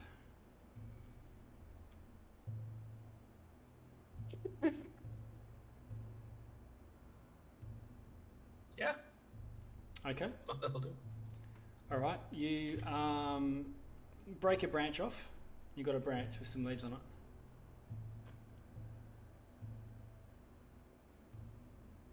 Okay. Do they seem to still be falling off branch? They're not growing anymore. The buds that are on the branch that you've broken off. Can I try shaking the tree and trying to see if it all falls off at the same time? Yeah, you can give it a shake. Can you roll a athletics for me? Right up your alley. How vigorously can you shake this tree? Just 13. 13? Okay. We shake it and the leaves sort of fall down, but they sort of fall, the ones that you shake off fall almost directly down and then hit the ground and vanish. There's no branches directly above the orb, unfortunately. They sort of make a V and miss it. Okay. I'm gonna poke the orb with the branch. You're what, sorry? I'm going to poke the orb. Poke the orb with a branch, okay. Yeah, really stick it to it. Yeah, but as soon as you do, as soon as a leaf touches the orb, the orb goes crystalline clear and emits a soft orange glow before finally again shattering, releasing the Fae within. This Fae, as it sort of drifts to the ground, much like a leaf might flutter, has no wings, but it just floats down there like a leaf and then grows and grows to be roughly elf-sized. This being has arms and legs, skin completely covered in a rough bark, but when the eyes open you can see that it's actually a living creature. And they graciously thank you. Oh, I thank you. I've been here so long. I return now to the jungles. Are any of you injured? No. None of you are? I don't think so. Okay. Okay. And did any of you spend hit dice during that last long rest? Yes. Yeah. Okay. So of the three of you, Sharpie, Core and Jackus, it says, she says, thank you and be well rested. And all of your hit dice are returned, so you've had them to spend again. Thank you. Sure, thanks. I Right. feel no different. And Idalu, the autumn spirit dryad, departs for Chult. All right. somebody else is going across. These gods aren't doing anything for me. You're at full capacity. You're a fully operational Sharpie. Okay, so let's all troop over to the last door. Whoever wants to head over, up to 4 people can cruise on over. Now I'm making light of this crossing. If you were to fall off, or if someone was to push you off, it is. Yeah, it would be very dangerous, but it's just plainly walking across isn't once you're used to it. It's not something you have to roll a check for. Something else would have to happen to cause things to go pear-shaped. So, I'm not crossing that one again. Okay, so who's going over, by the way? I will. Okay. I'll go over. Okay, so Kor and Aragon make the crossing to the Shard of Summer. This shard's quite large, 20 foot across. It's cavernous, so these shards are long, high and pointed from top to bottom. But this 20-foot wide cavernous room is carved within the floating rock. And floating within, there's a 3-foot wide, smoky, crystalline orb. There's a shape, a humanoid shape, barely visible within. Several cracks.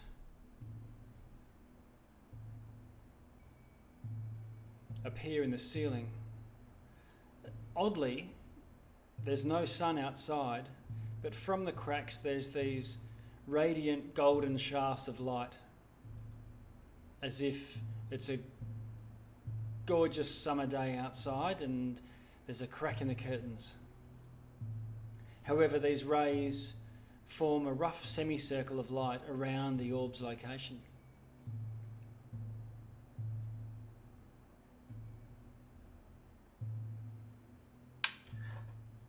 I will use my sword Yep. as a mirror to try and direct one of those, direct some light to that orb. Okay. Can you do a dexterity check for me? If you got proficient, yeah, so you're trying to get the angle right. It's a fine motor manipulation thing.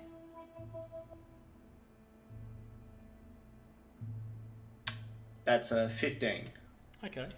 You manage to get, you can take your time, but you manage to get a shaft of light that angles back and falls upon the orb from the side. As soon as it does, it sort of triggers a reaction. The golden glow is emitted. Eventually, once again, the orb shatters, releasing a tiny elfin gossamer winged, like a dragonfly humanoid, which doesn't float to the ground. It just stays there and wakes up almost straight away. It's, oh, hey, how you going? Oh, thank you very much. It's a pixie. You're free now. He says, oh, hang on, I haven't grown to my full size yet. And he puts his fists on his hips in a Tinkerbell shape and then goes, hoo, and it grows about half an inch. He goes, there we go.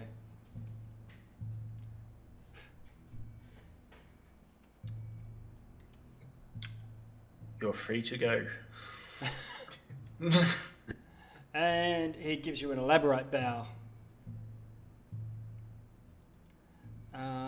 And thank you and Obtal blessings upon you. And you feel for the two of you over there. I think it's two. Who was it? Aragon and Kor. Yep. That the collective effects of being in the Shadowfell, that Shadowfell despair, the minor, although it might not be a rules impact, but the minor being close to the edge of insanity with being through the Shadespire and the Shade Walk, and you feel the weight lifted off your shoulders. If you had any diseases and exhaustion, curses would all be gone. I don't think any of you have any of those. Unless there's things where you've forgotten your traits and stuff like that. Nope. No. But it's definitely... Riddle did go over as well. Does she get hers back? Her trait back? Yes. Okay. What was that? It was a part of your personality was forgotten, wasn't it? Yeah. All right. So you now feel whole once again.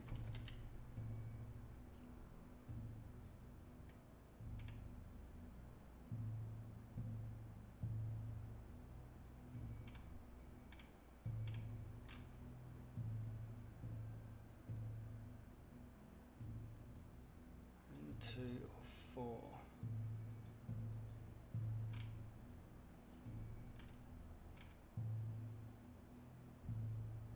Okay.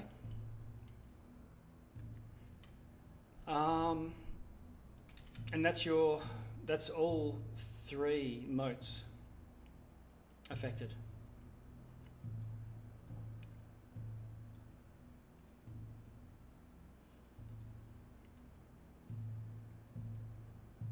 And Vikander looks at you. What's the next part of the plan? Were there any more than 3 moats when we looked from the outside of the tower? There was only 3.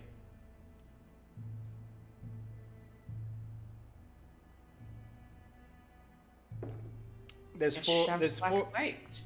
There's 4 on this map, but that's just because this map is not built for this adventure. I've just sourced it elsewhere to be the closest I could find. Fair enough. Which is pretty good. Okay. So where to? Back inside? Yep. Okay. I'll move us.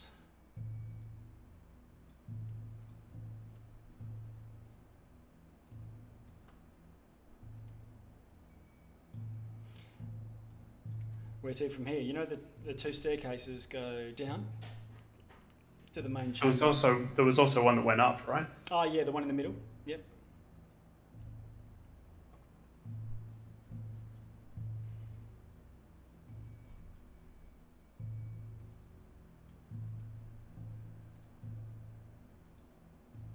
You didn't go up that staircase?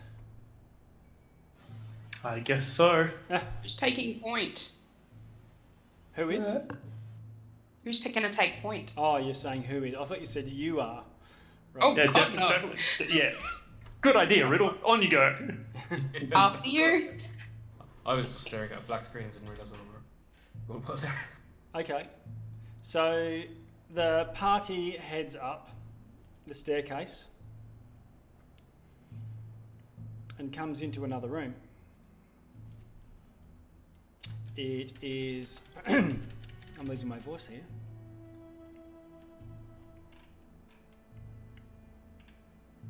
The walls here are covered in sinuous patterns of markings and sigils, all pulsing with a deep red glow. They seem to be palpitating though, irregular. However, the markings converge on a large circular cavern, a pattern carved into the floor, and 3 smaller ones in the surrounding alcove chambers. This central circle, Sharpie, is very similar to the one that you looked at below.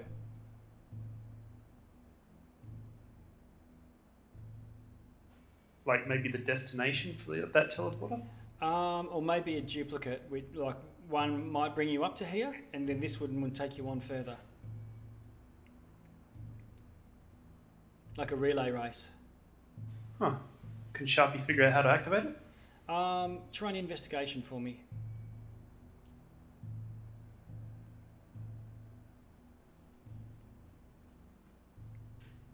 This one, the runes around the edge are infernal.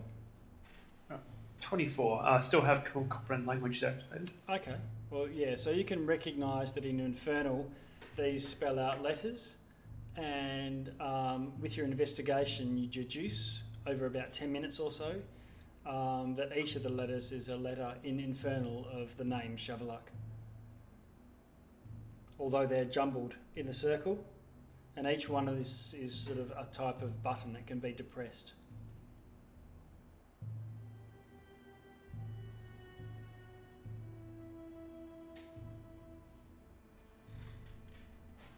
So press them in order. Press them in order. Dum dum dum. Dum dum dum dum dum. You press them, and as each one, this river of dark, blood-like ether gets thicker and stronger, and eventually it forms like a 2-foot wide column, almost like a pneumatic tube where they at the shops when they used to shunt their money around. You can see it's all flowing upwards.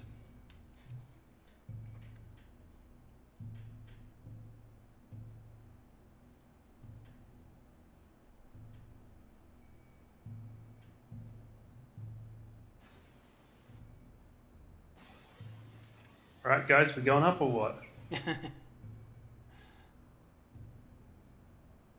You? All right, sharp your cast invisibility and walk into the teleporter. Okay.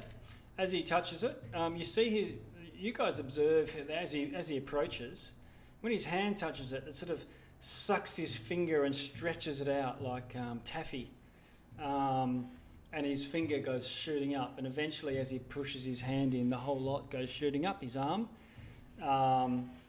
and Sharpie's gone a few moments later. Does telepathic contact remain? Ooh, let us see. Yes, it does.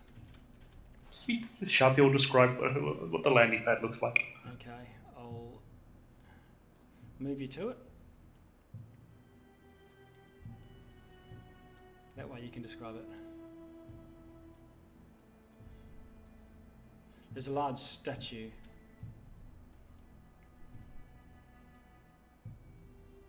Looks like a Cholton. Right. Looks like a Cholton warrior of some sort. A Cholton king. Very old armor. A quick look around for threats. Doesn't look like there are any. May as well get up here, guys. Everyone else coming? Yep. I'll go after the 2 paladins. Okay.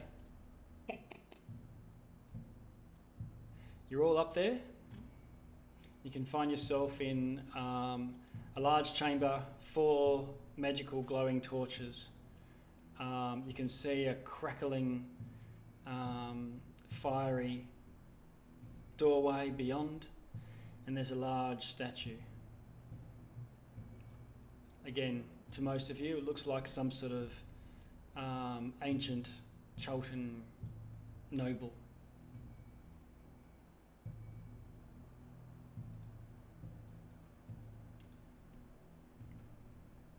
Where do you want to go? Sharpie's still visible. He's just going to look out that door. Okay. You can see there's a short passage going through a chamber that drops away into a pit of not so much lava, but some sort of crimson energy.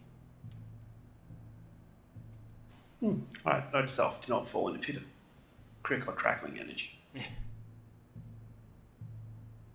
While in the room, I'll use magic awareness one more time. Okay.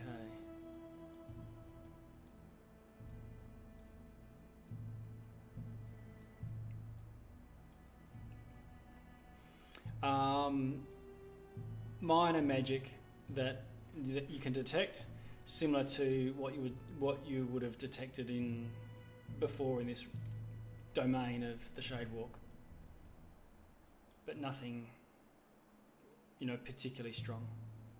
Yep.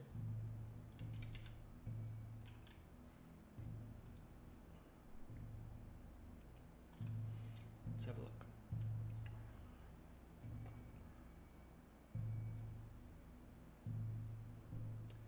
Okay. As you enter here, Sharpie, you get to the edge of the end of this passage, and you can feel some sort of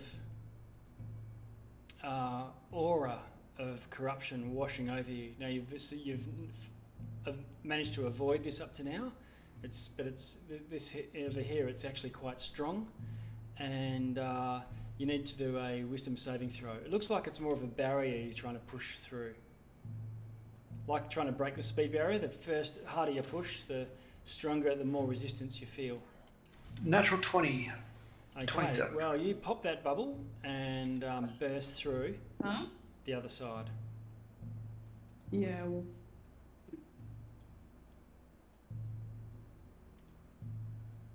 And again, the whole floor is glowing with this necrotic. It's probably the wrong word, but we'll use that. Blight is what's been common throughout this blight energy from below. Jackus, Core, are you trying to cross? Yep. Okay. But. You get to the end, you just need to do your wisdom saving throw.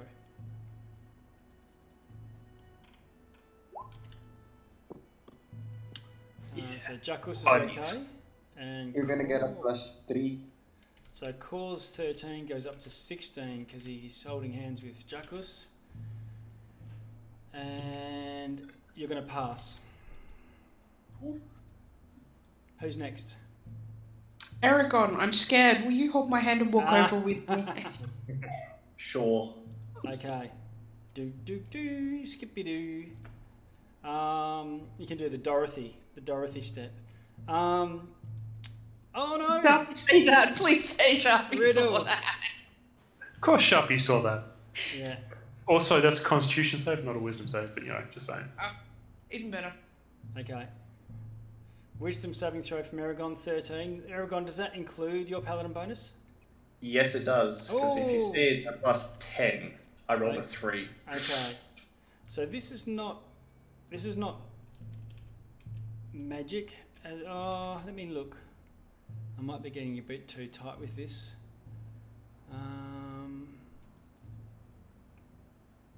It's not a spell, but it's a magical effect. For whatever. Does not help me in the Okay. slightest. Oh, finally I acquiesce and doesn't matter. Okay, all right. So, unfortunately, Aragon, you feel this waves of. It's called aura of chaos, and finally your psyche starts to crack, and at least for the time being, you have no idea how long this is going to last, but. At least maybe while you're in this area, you're going to suffer disadvantage on attack and ability checks. Okay. What's the So, see invisibility. Okay, we'll put something else on there for Aura of Chaos, Skull and Crossbones. That'll remind me. Okay. Just wondering, is it a frightened sort of effect? No, it's not fear. No. It's more like Okay. think of it as an insanity. Probably a form of charm, perhaps. I was about to ask if. Hang on. I might be able to. No, I think they're directed at me. The resistances to charm, sorry. Yeah. Okay, Vikander says to you, Ash, how about if we hold hands and skip over? I would not be opposed to that at all. Neither of us are paladins.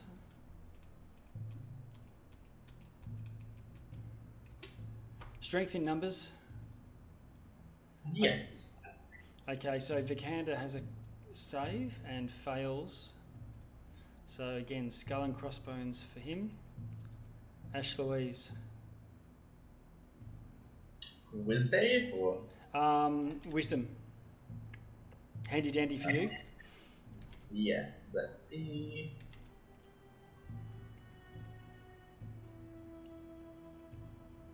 Oh, 17 was the Okay. first one. Yeah, because you've got the mantle, right? So you managed to throw it off. And so it's just Aragon and Vikander who are affected by the aura of chaos. And it's at this point that you start to... You can see that there's another passage beyond this.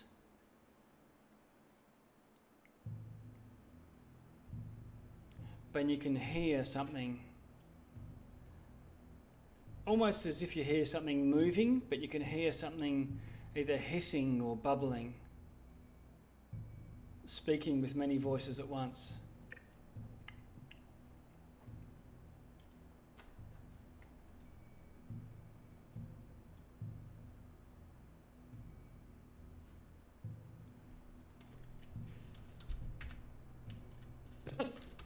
What do you want to do?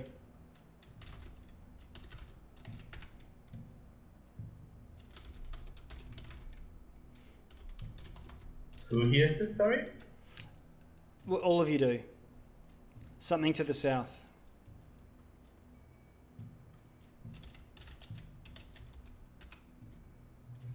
Riddle's going to pop in behind Aragon and give a little nudge. You first.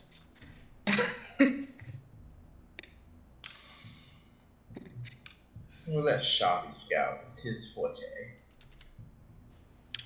Sharpie will scout. Okay. Going to But yes, that will also trace. hide behind everyone, I think. You hear a voice much like Sharpie's in your heads.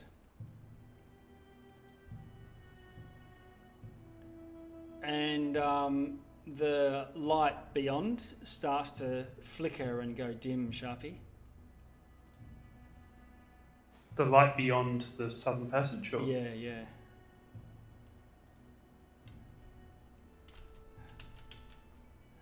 And you hear the voice in your head, it says, "How dare you?"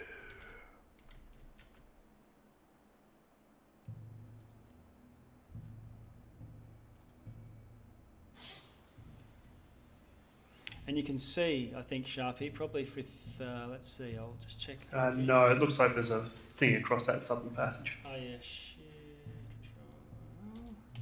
Oh, yeah, there is. Okay, so we've got a wall of shadow. You can hear it beyond, but you can't penetrate it. That's intentional. I forgot about that. All right, well, if the other guys are coming up, Sharpie will just stick his head...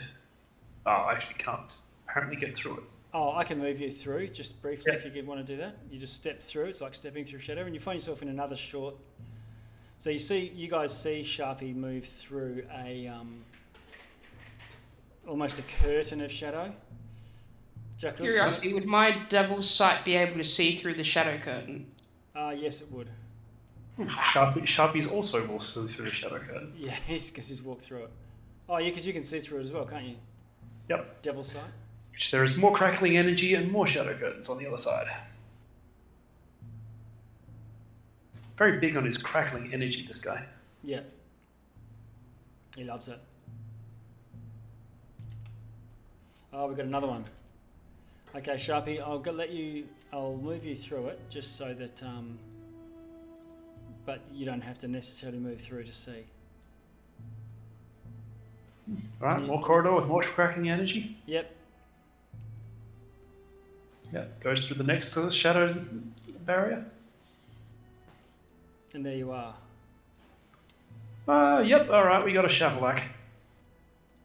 We have our Shavolak. You hear it in your heads. Riddle, I'm going to put you in there so you can see, but that's not where you are. I want to be following everyone else anyway, but yeah. Yeah. Okay. All right, Ash, I think you found your Okay, so let's stop there. your best bud. Oh, where are you, Ash and Vikander? I'm going to just move you up. Actually, I'm back there. It's okay.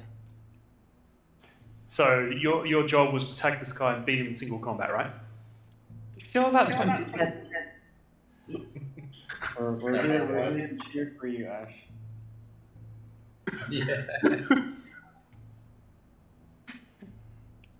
Okay, so you hear Sharpie in your head saying, "We have ourselves a Shavolak," and Sharpie, you see this enormous floating four-armed being with some sort of roots or things like an upside-down tree coming out of its head. It doesn't look like it was born in this body, but despite the light coming from below, that it's dim light in here, and you hear the voice once again, and now we see. And we will roll initiative and crack on, and next time that next time I'm we not meet. in the room and Next I time can't we get meet. Well, what we'll do is, let's see, I'll just move everyone along a little bit, so you're like here. Oh, there we go. And what I'll do is I'll remove the Shadowfell lighting.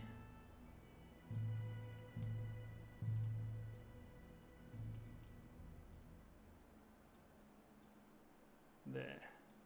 How's that looking now? And you see, Shadow, don't move around yet. We'll roll initiative from where you are, but you can see this large sort of skull throne thing, and Shavolak sort of floating about in the... Now I'm 100% sure I needed to go home and defrost the oven. Definitely had to do it before leaving home. Totally blanked. Gotta go. Shavolak the Corruptor, finally. Here we are. Control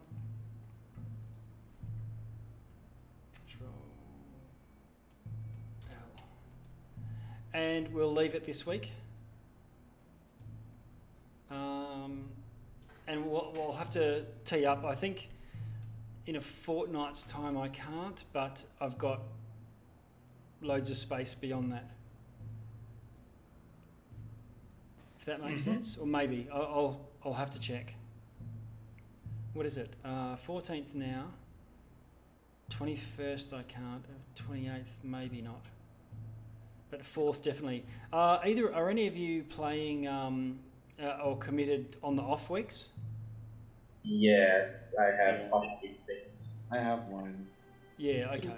All right. So it needs to be on the even weeks. So if it's not the 28th, it'll be the one after that. Whatever that So is. 11. February 11. I think so, yeah. But we can talk about that in chat next time. Yep. I have to grab a screenshot of this one. It's a ripper.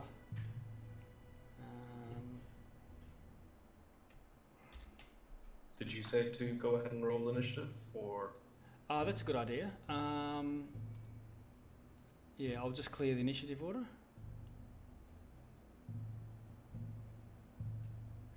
Let's see. I don't think, where is initiative? Oh, there it is. Oh yeah, it's already empty, so if everyone wants to roll their initiative. Choose the easy way out. Yeah.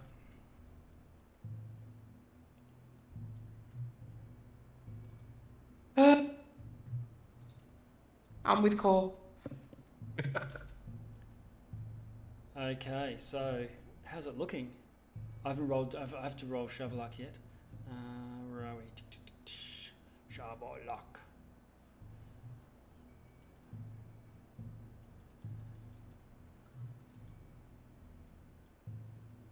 Hey, I got my polymorph back. How'd you go? Oh yeah. Well, you've had a lot of resources back from the blessings, I guess. Okay.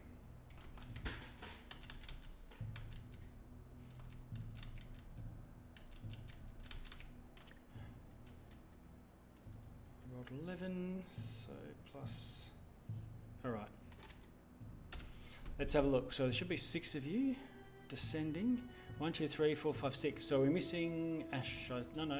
Are you in there, Ash? No. Sharpie, then Aragon, then the Corruptor, then Core, Jacobs, and Yes, Riddle. one sec.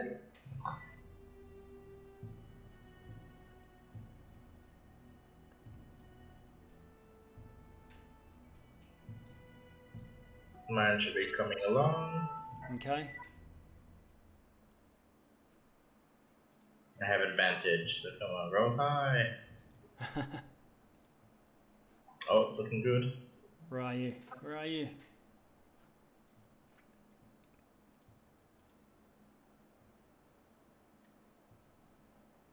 There we go. Oh, 21. Okay, so you're second in the list. And I'm going to close this out.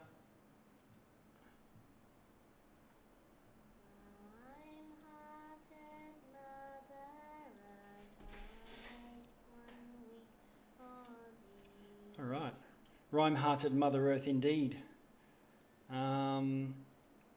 Okay, so looking forward to the next session. I was thinking that this might be the session where this all happened. But just didn't, they always take longer than you think they are. Mm-hmm. Okay. Well, looking forward to the next session. And